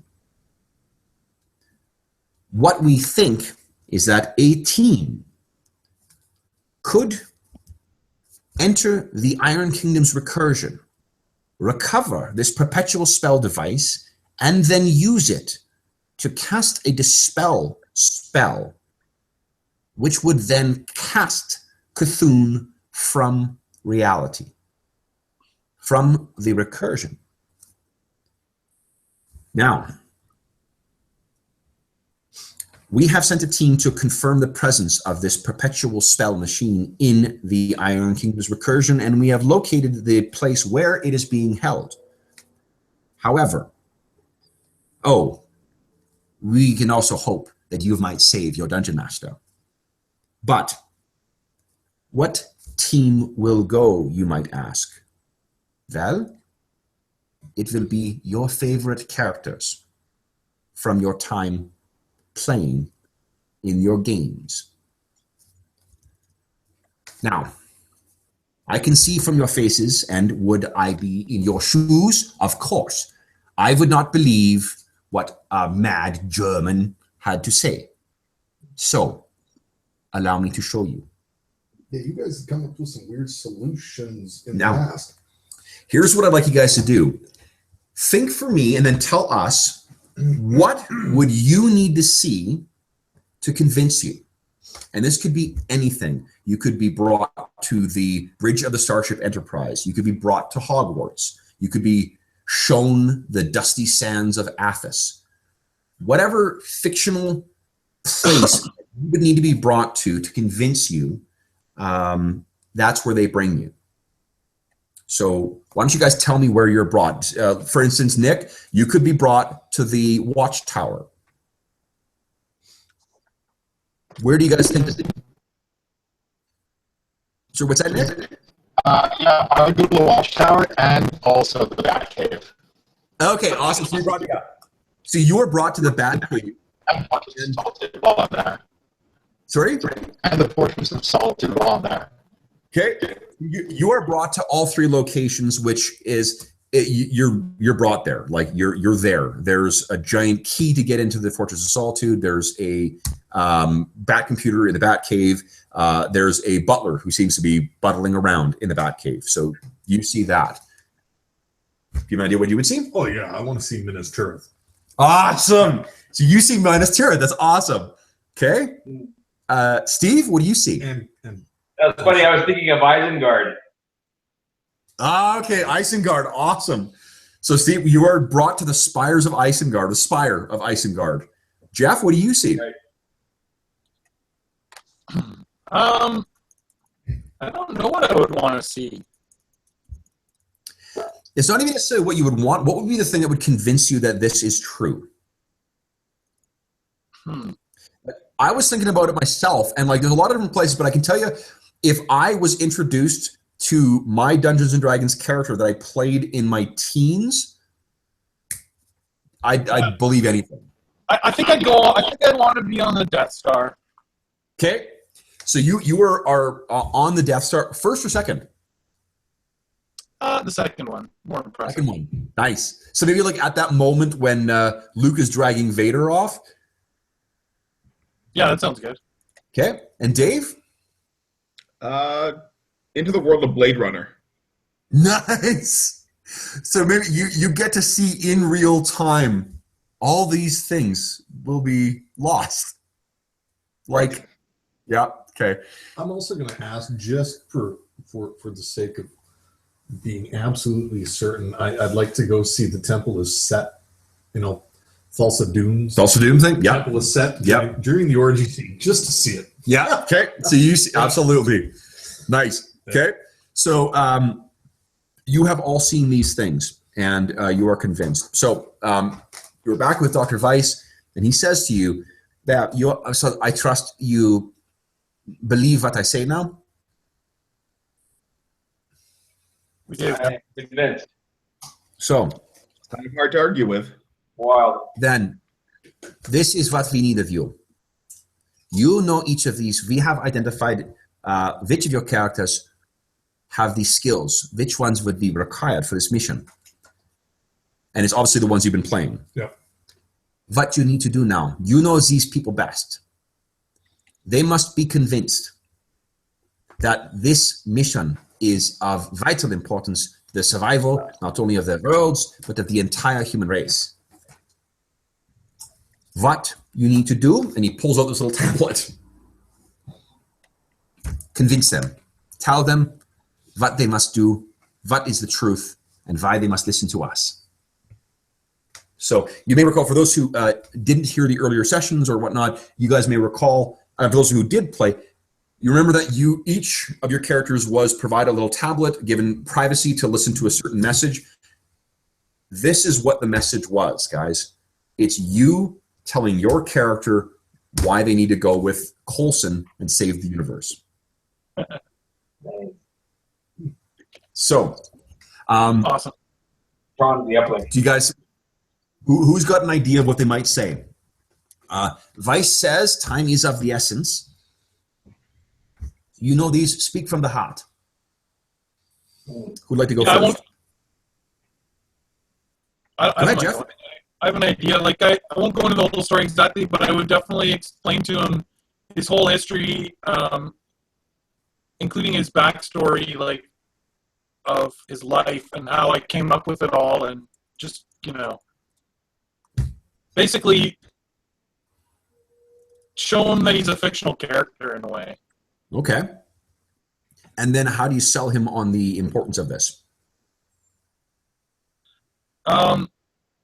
Well, he's a hero who wants to save the world, so I don't have to sell him on saving the world very hard, I don't think. Okay. Awesome. Love it. Who'd like to go next? I'll go next. I think if I were speaking to Pash directly, knowing him, I would appeal to his ego, and basically, I'd explain to him, what it is that I've seen, how he came to being, but at the same time, I'd say to him, look, you are still the only person that can save the world. Now, if you want everything that you know, as well as everything else that everybody else knows, to disappear, you don't have to do this. But I'll tell you right now, you've got one chance to do the thing that you've always wanted to do. So go do it. Nice. So we can kind of picture past in that little closet that he heard that message on going, and getting up and going out. Steve or Nick or Drew, do you guys want to go next, or Jacob? I can go. Okay. I basically say to Nicholas, listen, I know you because I made you, and you are me. I know you're a cynic. I know you're bitter. And I know that you really have very little faith in humanity, but I know also deep inside you want to have faith. You want to see it redeemed. And, this is really your chance to not only see that happen, but be an instrumental part of it. So it's not only assisting humanity, it's getting back your faith in humanity. You don't have to believe any of this crap. You don't have to believe what they tell you, but just go along with it, because it will be proven to you more than just, that you're assisting humanity, but your faith in humanity will be restored as well. Okay. And you'll be doing something better than what you've been doing for years. You'll have a purpose again. So we can sort of imagine, we haven't done it for most of the other characters, they've had a chance to do the scene where they saw the tablet. This happens at a grog pub in Tortuga. And you're sort of sitting around, and Coulson... I was thinking he was in his captain's... Oh, maybe, yeah, sure, yeah. Everyone else is on shore. So Coulson is in there too, and he's met you, and he would have appeared as like an agent of the Queen or something like that. That's how he's appeared to everyone else in their context. He provided you this glass thing, which then showed exactly what you said. So what does Nicholas say to Coulson after hearing the message? Nice, love it. Steve or Nick, do you guys want to do what you say? Sure. Steve does the old Tron at the uplink communication with Brother Declan and says, Declan, I don't know if I created you or if you've always existed or what the deal is, but the universe is being torn asunder. I know you're the kind of guy who wants to do the right thing by everybody. You gotta help us stop this. Do what these guys tell you. They know what they're talking about. Okay. And Nick? When I went to visit the Watchtower, were the Justice League there? Sure. If you want them to be, absolutely. Well, maybe I'll get them to provide him a rousing speech on how he can help save the world, or the universes in general, the multiverse, and maybe throw in a potential Justice League membership in the future if he does well. Okay. So, where to try and it is absolutely appropriate for you to try and squirrel something extra out of the deal. I don't know if you guys heard that, but what Nick has proposed is the Justice League to make a rousing speech on Nick's behalf to Nick, and then also to offer Nick the Sentinel a membership in the Justice League as well. Nice. So the that's I don't know if people know this, but that's the universe that he lives in. So yeah. Well, and Nick, your character Nick looks exactly like you, right? Right. Yeah. So okay. So with all of you on board, then, so what happens is then basically you guys are sort of, you finish up your things, and Dr. Weiss thanks you. He assures you that you'll be going back to your regular lives. Anything, your absence will not have been noted. You will also be remunerated for your time, and you will know whether your messages reached the target if our world exists in a month. Fantastic. So That's great. I'm just going to spend the next month high. yeah, there you go. I mean, Jesus. Okay, so guys, this is share this to you guys. That is the rail yard. So this is where Nice.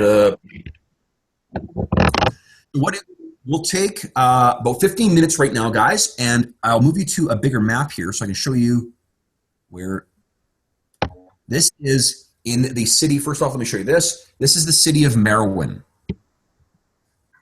Okay, Merwin is a city in a nation called Lael that has been occupied by another nation called the Cadorans. This shows the harbor of Merwin occupied by the Cadoran forces. You guys are going is on the outskirts. There is this, boom, here. This is the yard. You may need to zoom out a little bit to see, but you can see, oops, what are we doing here? There we go. In this map, there are the trains. You can see those bigger things that are like they're the guys with the shields and the little guns. Those are groups of about between 4 and 6 soldiers. They're all human size. They're just big on the map because I'm treating them all as one kind of big glom of troops. The robot things with the axes there, those are warjacks. They are big steam-driven death machines. And the train that you want to capture is on the right there. Oh, one more thing that so here's the plan, guys, is you need to steal the train, get it moving and out of here up to a certain speed. Then, this is sort of flashback, you guys have recovered it, there are things called ciphers, which are able to move between recursions.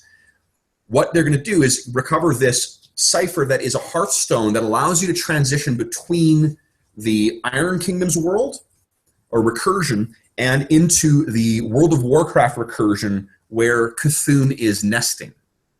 So you're going to transition between the two, bring this device in there. Coulson is giving you a little bit of a vial of PIM particles, so when you get there, you can shrink down the device so you can transport it, and then get it into Cthulhu and open it up. Declan, you can cast a spell, so what you need to do is get it down to where Cthulhu is, activate the dispel, try and save me, and Bob's your uncle. I gotta go to the washroom. Why don't you guys think of how you want to approach this, how you want to do this. Man. All right.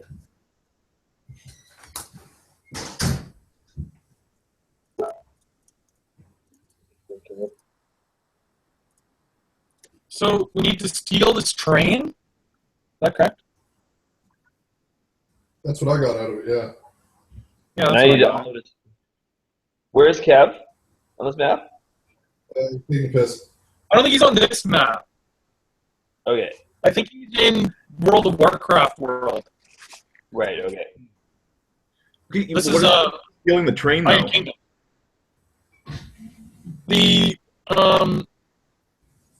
The Hearthstone thing that we need. Well, yeah. You guys have one more thing I'll say, guys, before I turn it over to you guys. You effectively have pretty much unlimited resources to throw at this.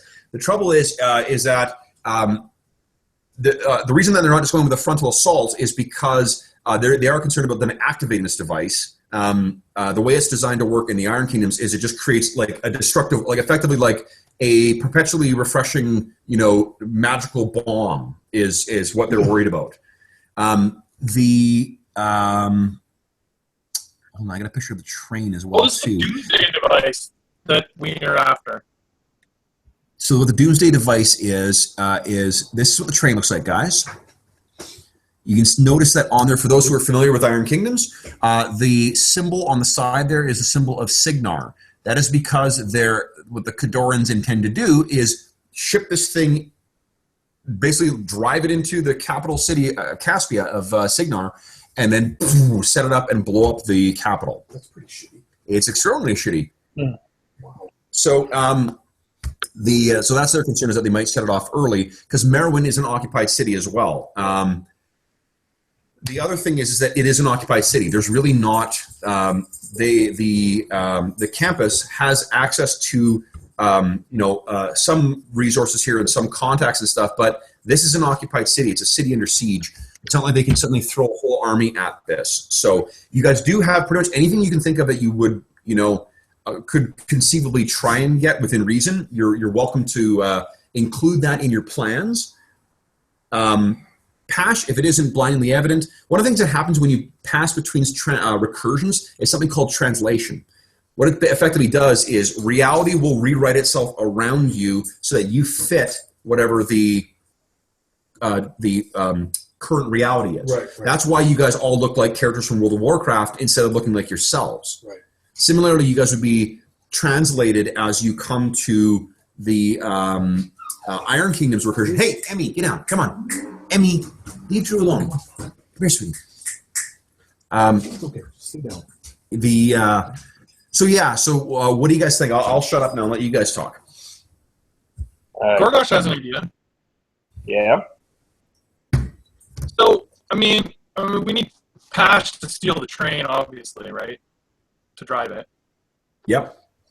So what if we come in here and create some kind of a grand distraction while Pash sneaks onto the train and gets it going, and then we only sort of have to fight them off and get onto the train once it's rolling to get away. Hey, Kev. Yep. Let me show you what, guys, this is what Khadorans look like. Yeah. This is what the Warjacks look like. Version of that. These are all going into your journals, incidentally, under the handouts. So if you do want to look at them again, you're free to do that. And this is what the troops are the guys who are from the Iron Kingdoms can tell you this. These are the assault commandos. What those little guns have is effectively like a mini shotgun or carbine with a grenade launcher underneath it. Okay. Yeah. And hatchet. And hatchet, yeah, exactly. Like a what do you call it? A kind of bayonet. Fish better. So Now, Kev, the train that we're trying to steal is one on the right-hand side. I see 3 cars here. Is there any reason why we need all 3 cars? that's right. Effectively what it is no, you don't need all 3. One of them is the engine, and one of them contains the device. So you would ask me what it looks like. So what the actual thing looks like is they've extrapolated, or they've given you more comprehensive things. What the Khadorans have done is they've used this. There was hundreds of years ago. The whole of the Iron Kingdoms were invaded by this necromantic sorceress civilization called the Orgoth. What the Khadorans did is repurpose Orgothan necromantic technology and combined it with their own sort of insidious genius to create basically necromantic corpses with some steampunk machinery and stuff like that. Bless you. And magic and steamjack magic, so that these things you basically can cast a spell, and if you know how to do it, dump it into these undead, bless you, things, and they'll just perpetuate that spell amongst them. So it looks like, basically, like imagine like a sort of like big industrial boiler with some desiccated corpses strapped into there through like, brass tubings and housings and whatever else, with a bunch of other weird, rune-covered plates and stuff that drift around this thing. Bless you. If you think of, like, if you crossed, remember the Dark Crystal, what Ogra's big, what do you call it, looked like? The big, I can't what you call those things, I haven't seen that movie. Oh, okay.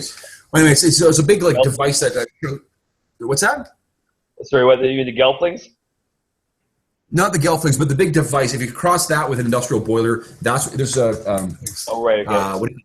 Okay. Bless you. There's what do you call it? Tissue. Yeah, over there. Sorry. So anyway, that's what this thing is, and it's about like it's effectively like the size of like a cube van, but it's all heavy cast iron for the most part. So that's why you've got your PIM particles. Is you can just spread it, shrink the thing down, and then transport it as needed. Kevin, Yep. when you say that we can equip ourselves with stuff, what do you mean by that? Well, I mean, like within reason, what would be in the Iron Kingdoms? Because like you can't bring assault rifles and stuff because they will translate into a local equivalent. Oh, okay, that's what you're saying. Yeah.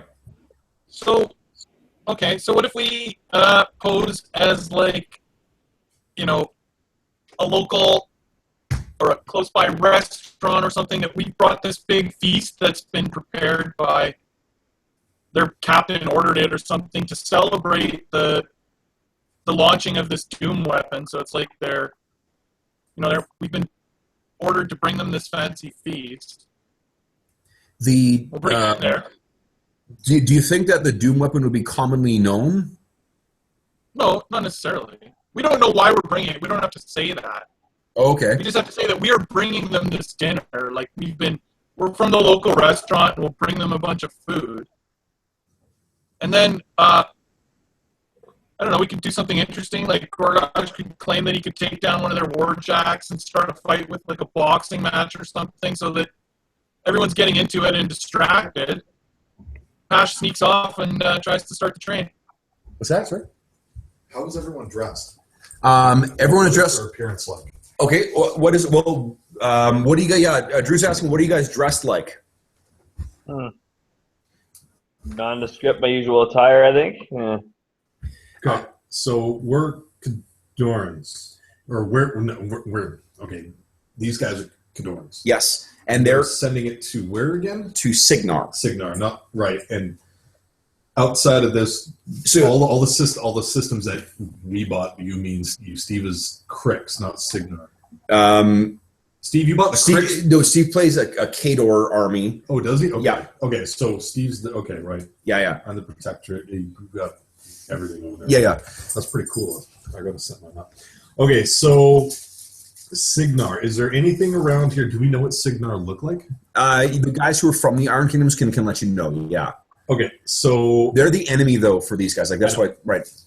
Is there anything we could cobble together to make ourselves look like Signar? Yeah, you could. Where we are? Okay. I'm thinking of using impersonate. Let me see what you guys think of this. I have a skill called impersonate, and I can't find it.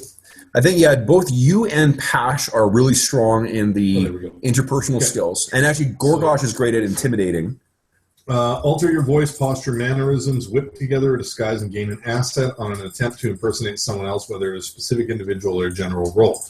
What I was thinking is they all dress up as Signar, because it's a Signar train. Yeah.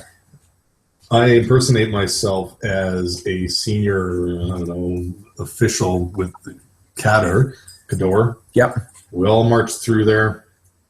I, in my impersonated role, indicate that the rest of them are agents dressed in disguise as Signar. They're going to operate the train, so on and so forth. We're loading up. It has to go now. Okay. New orders have come down. I don't know. Just thought. What do you guys think? What do you guys think? Sure. Or try shooting them all and start open hostilities and hijack the train. That's always fun for a laugh too. I don't know. Okay. So for the character, I'm trying to think. Nick's got some fairly unique abilities that I don't know if they're necessarily going to come into play here. Lying and stuff as well. That is true. I was thinking, like, if we created some kind of distraction outside of the train station, I could try to convince the guards that there's some kind of attack that'll draw them away,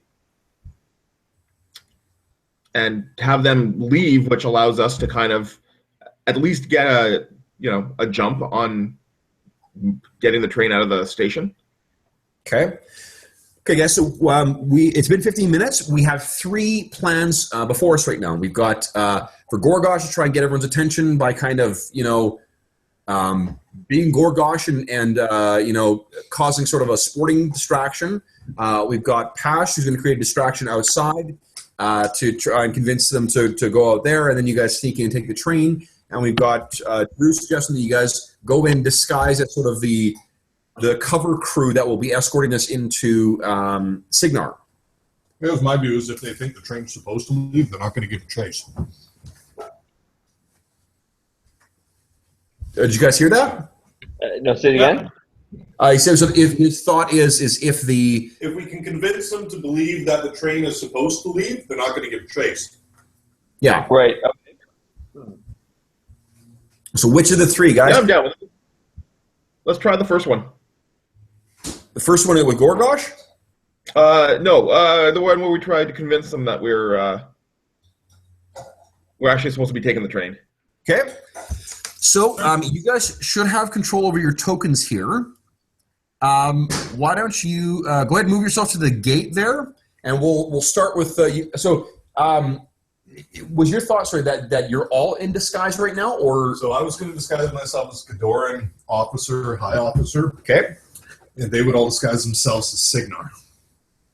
And then I would tell the Cadorans, it's like level of duplicity, that they're actually Cadorans disguised as Signar because they're going to be operating the train, and it doesn't make much sense if the Signar are like, hey, it's a Signar train. Why are there a bunch of Cadorans on it?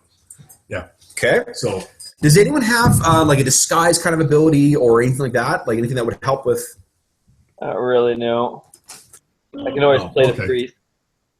No, the reason that doesn't prevent you from doing that. I'm just wondering if there's someone who, if not, you can still make a roll and or disguise or convince, like anything that would be involving in bamboozling these guys. Right. I have an eye for detail. You have an eye for detail, and Dave, what was that? I've got spin identity. Oh, fuck yeah. What does that do? Nice. You convince all intelligent creatures who can see, hear, and understand you that you are someone or something other than who you actually are. That is perfect. Okay. Do you have to make a roll for that, or does it cost anything? It's 2+ intellect. Okay, so it'll just cost you 2 intellect. It'll two intellect effort to do that. So that's amazing. Okay, so guys, why don't you describe for me what happens here? So there are a group. I'll move one of the groups of the commandos up the entrance here. This is on the outskirts of town as well. It's sort of been it's like a kind of a military base that's been set up here, and as you guys sort of come walking up, describe for me what you guys look like. I don't even know what a Cadoran officer looks like. The dude who's, if you look at that Cadoran, I'll show the Cadoran troops again here. Yeah. The guy who's on the top there, okay. That looks like that's one of the commanders. All right. Sure. Actually, you know what, Kev? I also have telling, which provides an asset to any task attempting to deceive, persuade, or intimidate. Is there a captain of the guard there? Yeah, sure. I'm going to use telling to try to prefer like a military decree or some kind of like military instruction. Okay. Instructing us to take the train. Okay. So you've got the you're going to provide the asset for that. You're going to try and bullshit this guy. Take it. Well, shit. If we haven't even a legitimate high commander telling us to take the train, I'm just going to wait to see what.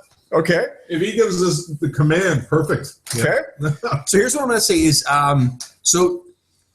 Gorgosh, you're the only one who seems an unusual fit here. What are you dressed as? Yeah. Well, I'm from Signar, aren't I? Oh yeah, you're from Signar. Well, you said there's like Trollkin population there, right? Yep. Yeah. You could easily be like, there are Trollkin members of the army. Right. I think I could just be a soldier. Okay. So who's going to do the? So assuming that you're going with that plan, then you guys got all your stuff together. You guys come, have taken, you're going to have horses. Maybe you ride out to this place, all dressed up in your uniforms. You got your stuff together. You come riding up to the gate, and as you guys are approaching, you can see there are some of those assault commandos with their complete masks and whatever. I'll just refresh these guys. who are all standing at the gate, kind of talking to each other. They're they're not necessarily all holding their shields, but as you guys come up, maybe one or two of them pick them up, and they see you approaching. There's the couple. Dressed as a couple of you guys dressed in Signarin uniforms, and then there's you in the Cadoran uniform. And as you walk up, they're like, "What's your business here?" At ease. You want me to roll? Yeah, sure. Okay, so these It guys says 2 intellects. So how does that work? So okay, so that's was it who was saying they have that skill that allows them to what is it called? Convince asset. someone else? Asset. Oh yeah, telling. That's Dave's. Telling. Yeah. Okay, so has Dave? Okay, we need to get in first. Is there a high officer in there that Dave's going to talk to? Yeah. I'll basically, you guys are coming to the gate. It's not going to be the commanding officer who's there. So let me role play out how you guys are going to try and get from the gate here to inside. Actually, what is the highest ranking officer in there, Kev? Yeah. It may very well be one of the. There is a type of spellcaster in the Iron Kingdoms called Warcasters. Warcasters are the people who have the ability to control warjacks. They are generally, because that's a really favored ability, they're generally the ones who get to command everyone.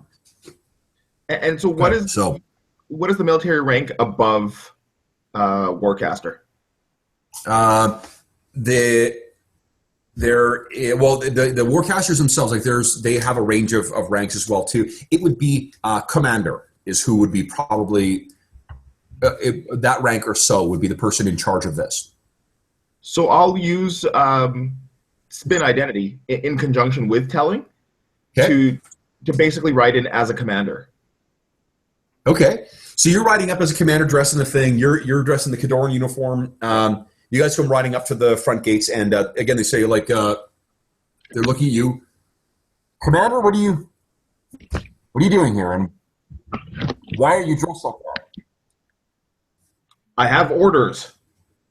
If that makes it too hard to understand to you guys, I'll stop doing that. No, that's fine. That's good. Okay. So you ride up, and they're looking up at you, like we didn't receive any orders like this. That's because the orders are right here in my hands. Will you let me through, or do you want to spend the night in the stockade? I hit him in the side of the head with a crop. Not him. But yeah. The other guy to add to it? Yeah. Okay. Listen to your commander. What commander? What is this? Hold on. And he grabs it and looks at it. And you can't see his face because of the mask and the armor. But what you do see is as he's reading through it, his shoulders go. And he slumps down and sort of in a very sheepish manner, I am so sorry, Commander. Please, Commander Zarkova will want to meet with you. That is Commander Zarkova who wants to meet with you. Oh. Now, show me your soldier. Good work. Both Declan and Gorgosh, why don't you make an intellect check for me against a difficulty of 3? Intellect check.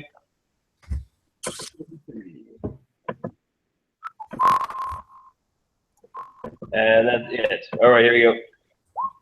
Oops. 18. Up. Oh, and success. I suddenly chose a 4. Uh-oh. Okay. Too fast clicking. But you beat difficulty 2. So your first roll, it says on it what difficulty you would have beat. Oh, okay. It does say that. Okay. Yeah. So that's okay. So Gorgosh, that name means nothing to you. Declan, you remember that name. And I'll tell you why. It was because that is the fucking bitch who made you break open your box and take up your gun again when you had set it aside and found faith in the Lord. Right. Do you remember the White Witch that you fought outside when you were rescuing your fellow priest? How could I forget her? Yep. So for those who did not play the Iron Kingdoms campaign, let me very quickly show you who Alexandra Zarkova is, also known as the White Witch. Well, yeah. I didn't recognize her name, so. Ooh, she's hot. She has a missing eye. She wields a foul Orgothan magical staff, and she is basically a part-time occultist, part-time archaeologist. Part-time super bitch.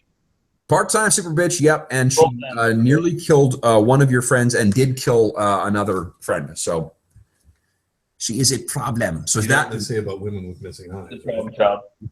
And she knows Brother Declan and I. She does, yeah. She may. This is now several years back, but so what are you guys doing? Commander Zerkova, they say, will be near, like, basically down kind of where, let me ping it here, about there. Hold on, sorry. This over That's okay. there. Right there, guys. Yep. So, as the doors open and you guys ride into here, you can see there's, like you see, there's a bunch of busy troops that are sort of milling around. There are warjacks and laborjacks that are moving shit around, and there's that train that I showed you, that one picture. All the engine is sort of going. It looks like you guys have arrived almost just in time, because it seems like this thing is preparing to depart as well. At the very bottom of the far side of the courtyard, too, you can see there's that massive building right here. Mm-hmm. It's about 3 stories tall, and sort of like a rough-built barn kind of thing. So, what are you guys going to do? So where are the gates?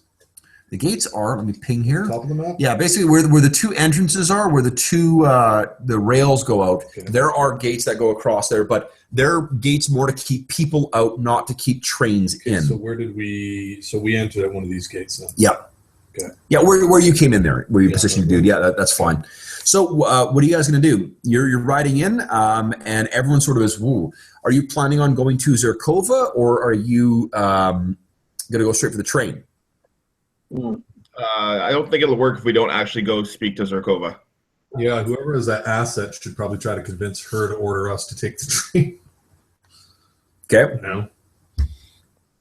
Good idea. All right, let's do it. That works. Yeah. Okay. So you guys go riding in, and you pass a bunch of people. There's a lot of the troops working here, and a lot of laborers stop and kind of like rubberneck as they see these Signarin dressed troops go by. As you guys you make your way down to the other side, you see that woman that I showed you, the White Witch, is standing and basically chastising a group of laborers, and then sort of dismisses them. And then she looks up at you, and you can see, like I said, that one eye is actually missing. It looks like it's down there. Yeah, and you can see that it looks like it's a eye, but like a carved stone eye that has these arcane markings on them. And she looks up at you, and next to her is one of those massive steam jacks, and these things are about 12 feet tall. And in the Iron Kingdom's world, there are 2 kinds of it's basically 2 classes of warjacks. There are light warjacks and heavy warjacks. Kador does not make light warjacks. They're all these massive, and as you can see, there's that giant steam-driven axe in the one hand, and a massive magazine-fed cannon on the other arm. And there's billowing smoke coming out of that thing, and it's rattling away. And it seems to, when her curiosity is piqued at you guys walking up, this thing kind of turns its head and screeches and turns around to face you guys. What do you guys say? I guess I'll probably address her first. I'll say to her, I'm surprised, Commander, that you'd suffer the level of insolence that we've been subjected to since we just passed through your gates. Is this how you run your company? She sort of looks up at you and she says, I don't believe we have had the pleasure. I do not have the same. She says, I don't know your name. My name is Commander Pastiche. Pastiche? What kind of name is Pastiche? I've made my way through the Cadoran ranks. That's all you need to know. Okay. Why don't you make a... basically, you're trying to convince her of this lie. So if you can think of things that you would use to lower... The difficulty is going to be a 6, because she's pretty fucking powerful. But the 6 is going to be reduced by 1 because of your uniforms. That's one asset. Another asset comes from your, what do you call it, your thing. So that would bring it down to a 4. You're trained in some of this stuff, aren't you? Well, I'm trained in all tasks involving positive or pleasant social interactions, Nice. all abilities to affect minds of others, deceiving, Nice. and intimidating if need be. I'll give you 2 sort of... Are you specialized in either of those, or are you just trained in them? Trained. Trained, okay. So that'll bring it down by another, or that would effectively bring it down by another 1. It'll give you plus, the way that the roll will work is it'll give you +1 to it. So that'll bring it down to a 3, which means a 9 or higher. Can you think of anything else that you guys might be able to add to it, or?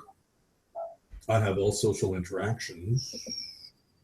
Well, Gorgosh, at this point, he might not have recognized her name, but now that he sees her, he knows who she is. You know exactly, yeah, absolutely. He is hiding his face and not interacting with her. Okay. I don't know if my special ability of impersonate would assist them at all. Sure, yeah, you could help them, absolutely. Okay, so... I am Dr. Shivago.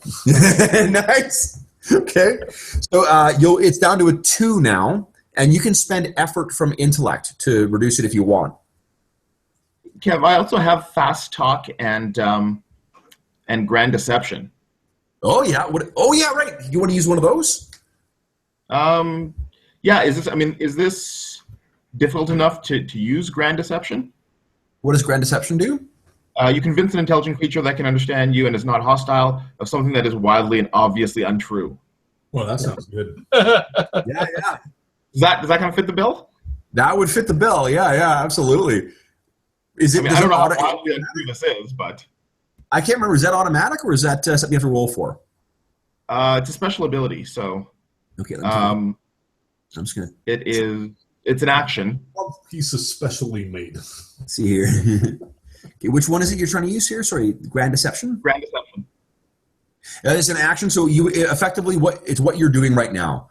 Although you know what, to be honest, because of the way you're dressed and sort of what you've got to support it, you're not gonna need to do grand deception. Grand deception would be like walking up with like the military uniform of Lael on, and then saying, "I'm the head of the I'm the head of the Cadoran army. Let me pass." That's something that's just like grand deception is even bigger of a bullshitting than just what you got. Than just like supporting a lie that seems like that it might be true. How about fast talk then? Yes, absolutely. Okay. What does that do? When speaking with an intelligent creature, you convince the creature to take one reasonable action in the next round. Well, okay, so what were you trying to get her to do? Well, basically to allow us to take the train. So, I mean, the story is that we've been tasked with high command to inspect the train and make sure that it is ready to go. Okay. As there is a resistance amassing, and the train needs to move now. Okay.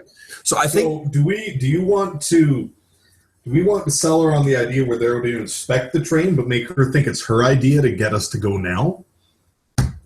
What I'll say is I think there's an initial convincing that you need to do to convince her that you are who you say, and then you could use that next round to try and convince her to do whatever course of action you want. So would fast talk work to try to convince her that we are who we are? No, because it from the sounds of it, it gets her to take an action then for you. And that's not like I believe you. But even without fast talk, we're down to 2 now. You're down to a 2 right now, so it's a 6 or higher is a success. Okay. So, all right, and so that would.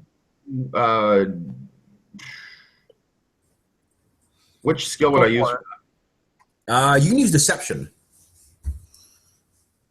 I think it's one of your intellect skills. So, and then just what we'll do is just make the roll, and we'll see what you roll. You can go ahead and set whatever difficulty you want. It's a 6 or higher is what you need right now.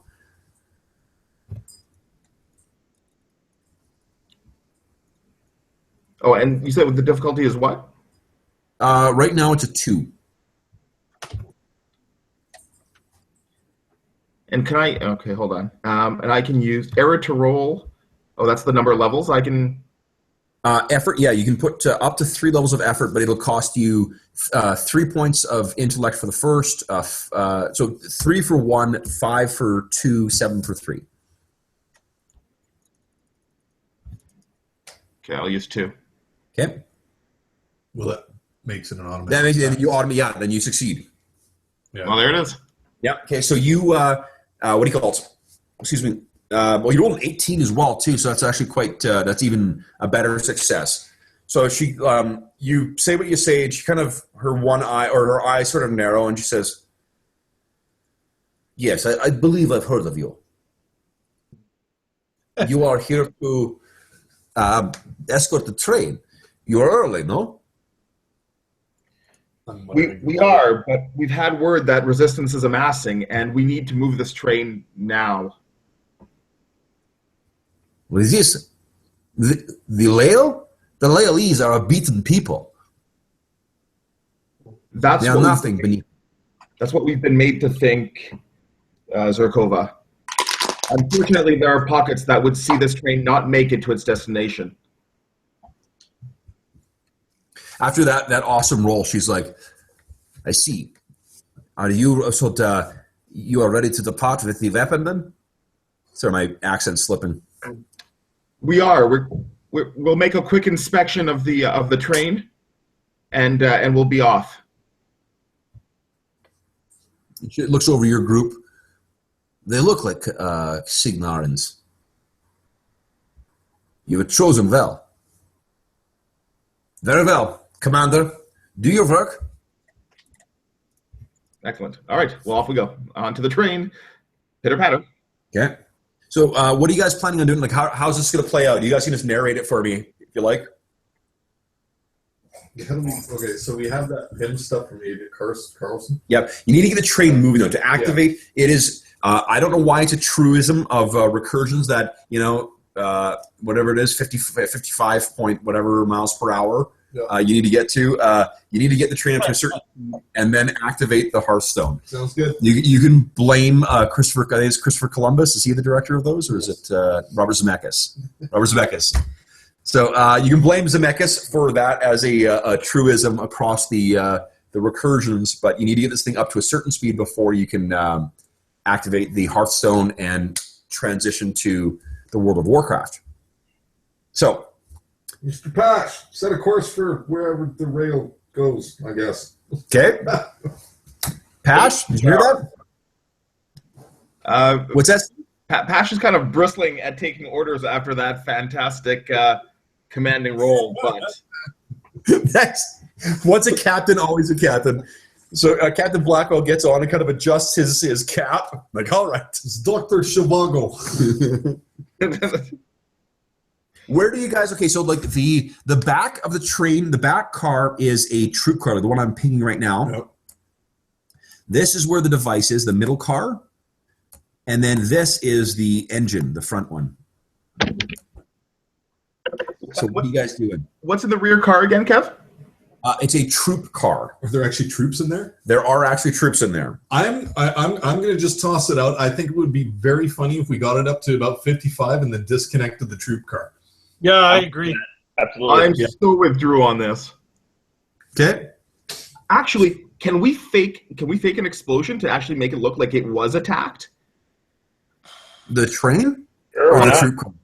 Just that car. Like if we're rolling at 50 and we just kind of toss some explosives in, Yeah. or plant some explosives along the side and Sure. blow it out. The wheels. Which of you guys do you think? Vendry could have done something like that, or Oddball. But which of your guys do you think could do that? I have black powder bombs, but I think those are anti-personnel. Yeah, it's like yeah. Any gunfighter What about can Nick? put dynamite on a train. Which one? Can strap dynamite to a train. Yeah, but I mean, like, there's a difference between strapping dynamite to a train and then actually like working as an effective. There's a certain level of skill and knowledge I think that goes That's into. my El Guapo character. He got the dynamite. I think What about you, Nick? Gorgosh and Nick together might be able to just pull the bolt or whatever is attaching the trains. Yeah. Yeah, we can give that a try. Yeah, I think that's. Do you guys want to do that before you depart or as after you depart? I say after. After we are rolling away. Okay. So, what is your describe for me, guys? What's your escape like then?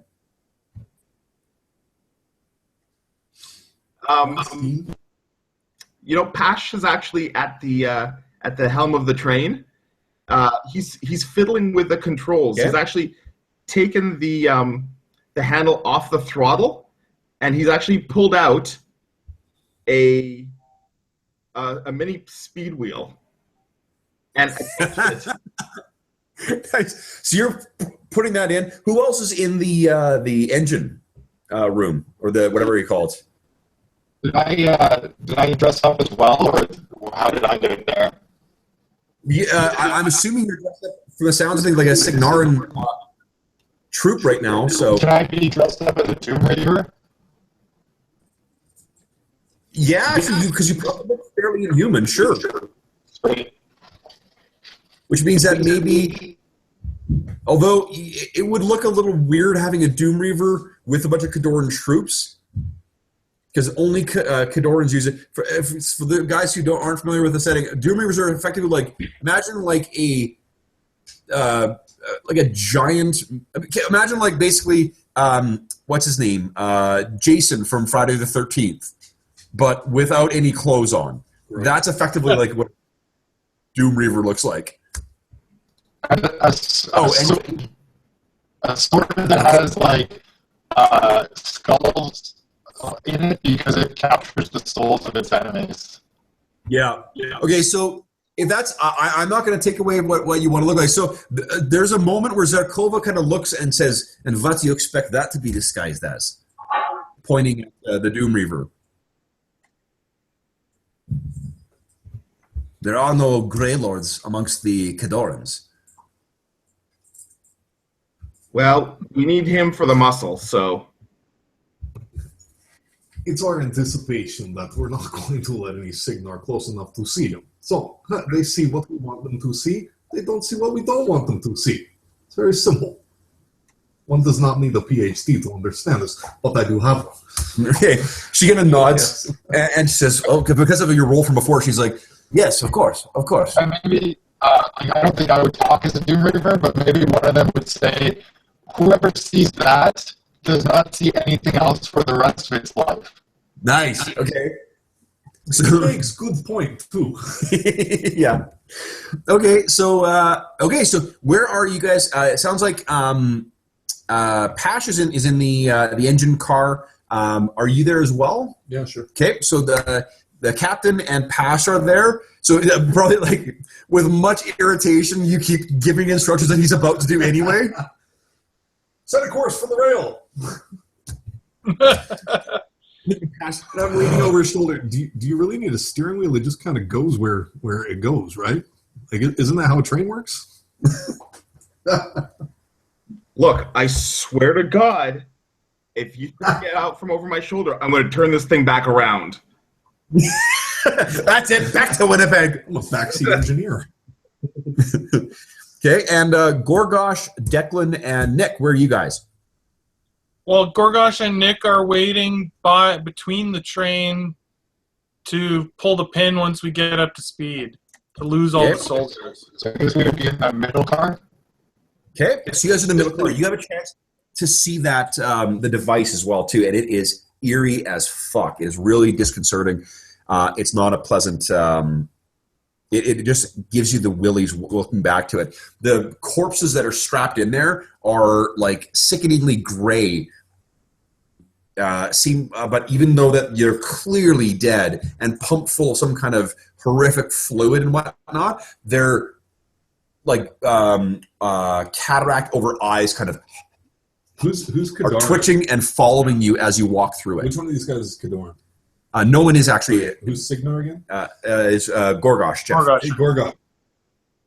Do you know how to turn this on? The train? No, the Doomgate device. No, I have no idea.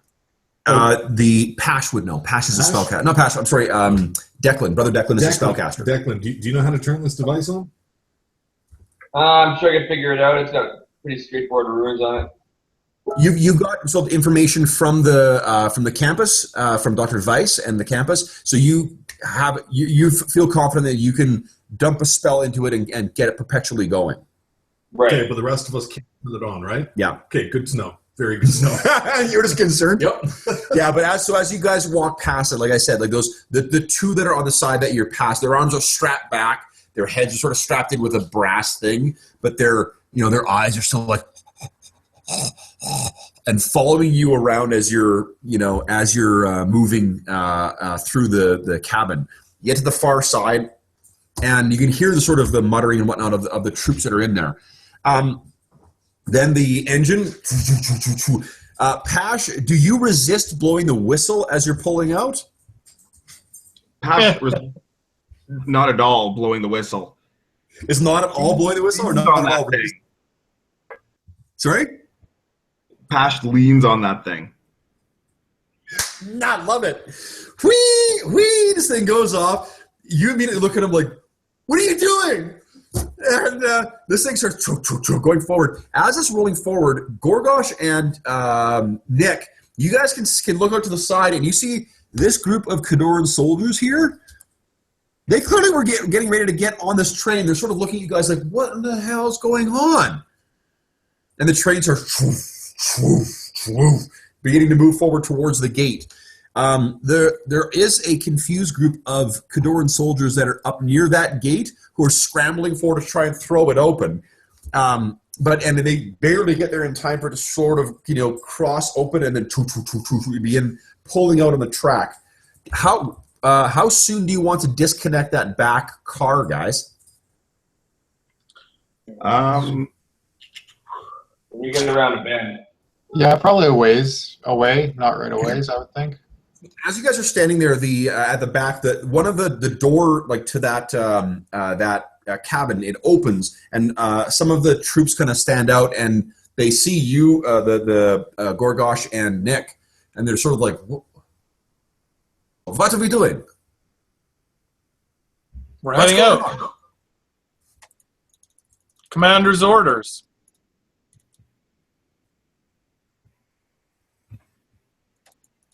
What the? For fuck's sake! Goddamn fucking Windows 10! It just tells me that my device is going to restart. Yeah. Can you post reset it? I don't know. What I can do is I can change my. It says it's going to restart at 10:15, so I can change my. I think I can change my clock. It was the same thing that happens to Brent on his, eh? Restart. And no, there's no way for you to the clock might work, but there's no way to stall it otherwise. Not giving you the option. Yeah. Fucking Windows 10. I hate it so much. Anyway, the thing is, you guys are so you see these troops that have come out, and what do you say to them? Sorry, I got distracted by the. Oh, we were saying we're heading out. Commander's orders. And he says, "But the other troops."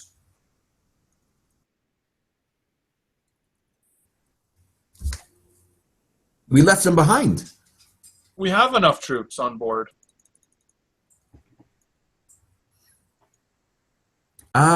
It sounds like you're lying. So why don't you make a intellect? It's a deception roll is effectively what I want here. Against a difficulty of 3. Okay. So if you've got some kind of deception thing, that's fine. If not, then it's just a raw intellect. I don't think I have any deception, do I? Where would it say that? It would be under your skill, I think. One of your skills. I don't think that you have anything that would help with that. And I don't Insight, think intimidate, perception, persuade. Yeah, persuade's different than lying. So I think that I don't think. Boom. Nice. You love my life. Great. Yeah. So he says, "Oh," and he kind of like looks up at the big Doom Reaver standing next to him, and is like, "Yes, that makes sense." And then so you guys, they head back in the car, they close it. You guys are able to then wait until you're a little bit outside. The thing's picking up speed, and you guys just pull that pin out. Yep. Yeah, so and just let them slowly drift. Yeah, it's drifting away down the tracks, and then finally that you can't tell them apart because they're all wearing their masks. But the door opens again. They kind of look and they're like, "Whoa," gesturing like, "What the hell?" What do you guys do? Wave. Bye. Pash will blast the train horn again. Yeah, nice. So this thing's coming along. It's getting up to speed. Everyone's sort of made their way to the cabin right now. You know how to use the Hearthstone. You see to sort of focus in on it, and then it'll activate and it'll relocate itself. So what are you guys doing? Just activate it, or do we need to shrink? I guess so. Or I think you have to wait till you get to the new recursion and then do it, so to make sure that it doesn't translate in or so. I'm leaving it up to the science-minded and spell-minded guys. Okay, so you guys, up to you guys. What do you think? Let it. I navigate by the stars. That's about as crafty as. How do we know when we're going 55 miles an hour? I guess just take her up to full speed. Pash would know exactly what that it would be. Oh, okay. Yeah, I'll let you guys know, but yeah, the rest of it is in the hands of Declan. Okay, so Declan, are you ready to activate the Hearthstone?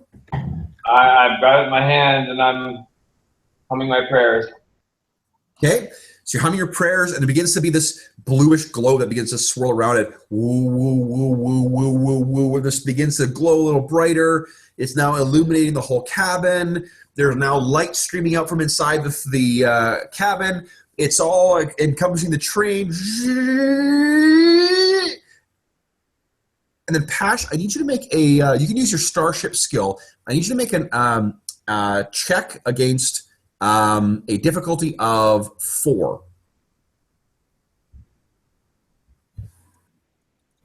I'll tell you what that's for in a moment.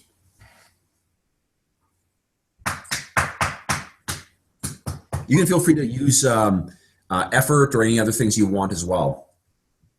There it is. Nice! 17. Wow, Sweet.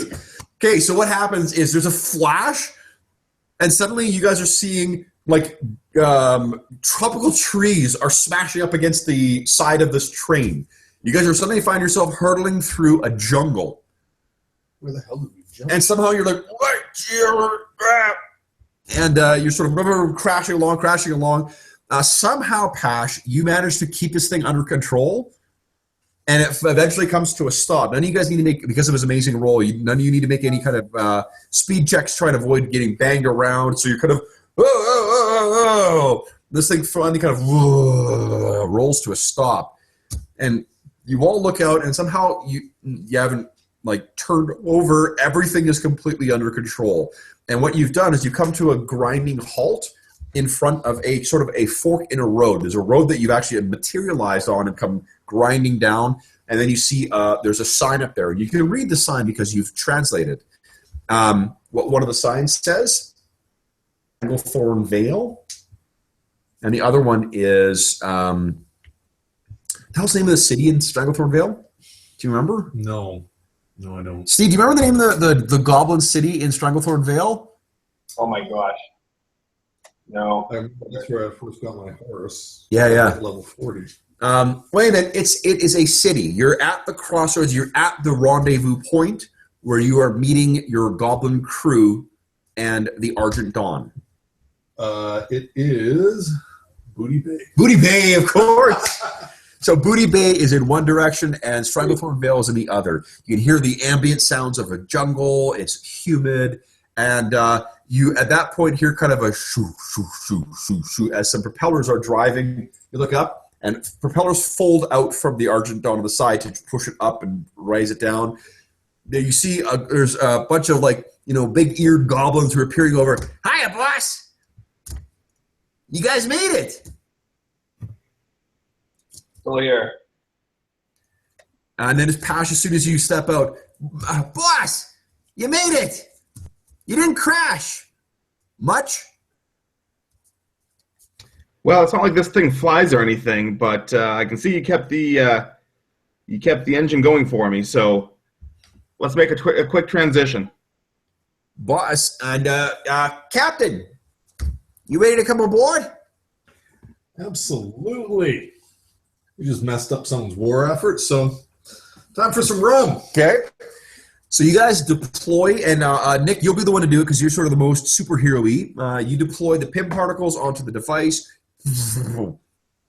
to a very small, manageable size. It's still, heavy like an ingot would be, but not like completely transportable. If you grab the thing, it has a very sinister feel to it. Where you need to set sail to now is to a place called Northrend. Excuse me. That's Northrend. Sorry, my nose is plugged Let's up. stop at the Barrens and yell at people. Yeah, it's totally. Hey, your dad's a chump. It's something Drew used to do all the time in World of Warcraft, is pick fights with teenagers by telling them that their dads worked low-income jobs. Okay, so you guys recover whatever kind of strain and whatever else that you've suffered in the last little while. You have about, I'm going to say maybe like a day or two of time between now and when you finally arrive at Northrend, which looks like that. I'm zoomed way the fuck out, so we can zoom in here. Awesome. So that is what Northrend looked like. Northrend is the northmost, what do you call it? The northmost continent in the World of Warcraft. And I guess I can cue up my old World of Warcraft sound here. So here we go. So you guys are, as you're sailing north, the weather gets progressively colder. And you've got time to sort of plan everything. So what you know is that where Cthulhu is believed to be housed is this ruin called Ulduar. And Ulduar is a Titan-built facility. The Titans in this world are sort of like the primordial builders of the planet of the World of Warcraft. They're also the creators, inadvertently, kind of the races that populate the World of Warcraft. So imagine kind of like a Promethean dungeon that also happens to imprison a Lovecraftian, out of time and reality god somewhere in the basement. That's what you're sort of planning for. So you sail out across the water. Are there any specific plans you guys have in mind here? Well, our purpose of being here, Kev, if I'm not mistaken, is to basically find you, right? That's right. And to activate the device and drive Cthulhu out of the planetivore, out of the this recursion. Right. And thereby prevent it from making its way into the world. If you're curious too, and no one thought to ask, and I appreciate you guys not asking that, why you can't just kill me, is because if you did, what Dr. Weiss has said is that if you guys personally probably didn't do that, wouldn't have asked that, but your characters may have immediately thought like, well, why don't we just kill him? The reason being is because I don't think it didn't cross my mind. Same reason that I don't, that Cthulhu doesn't just kill me is because that will slam the door one way or the other. Okay. Is what sort of the theory is. That's why he's kept me alive. So, as you guys are sort of riding into, this is what you're encountering in Northrend. You've gone down, and this is what you see is just miles and miles and miles of blasted, frozen landscape.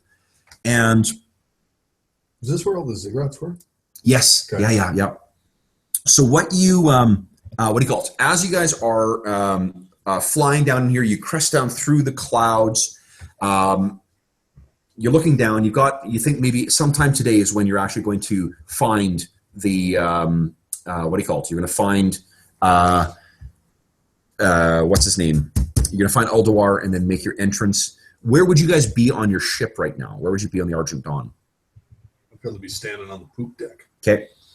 So you're sort of pacing back and forth. The troops are all, the crew is all going. Pasha, I'm guessing you're strapped into your chair. At the helm.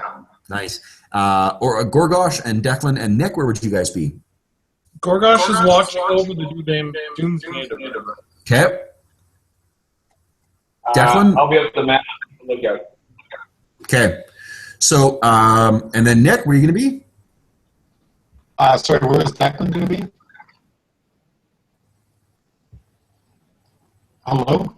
Where's Declan? Yeah, where's Declan? Up on the mast, keeping lookout. Okay, I'll be doing the same thing, but from the crow's nest. Okay.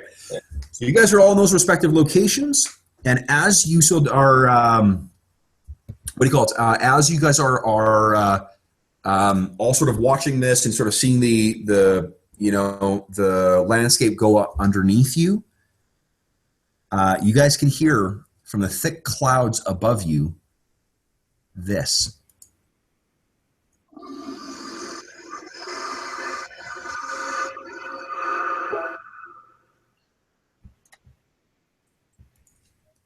And I'm going to restart my computer. I'll be right back, guys. Stay in the game, and then everyone leave the Google Plus call, and I will call everyone back right away.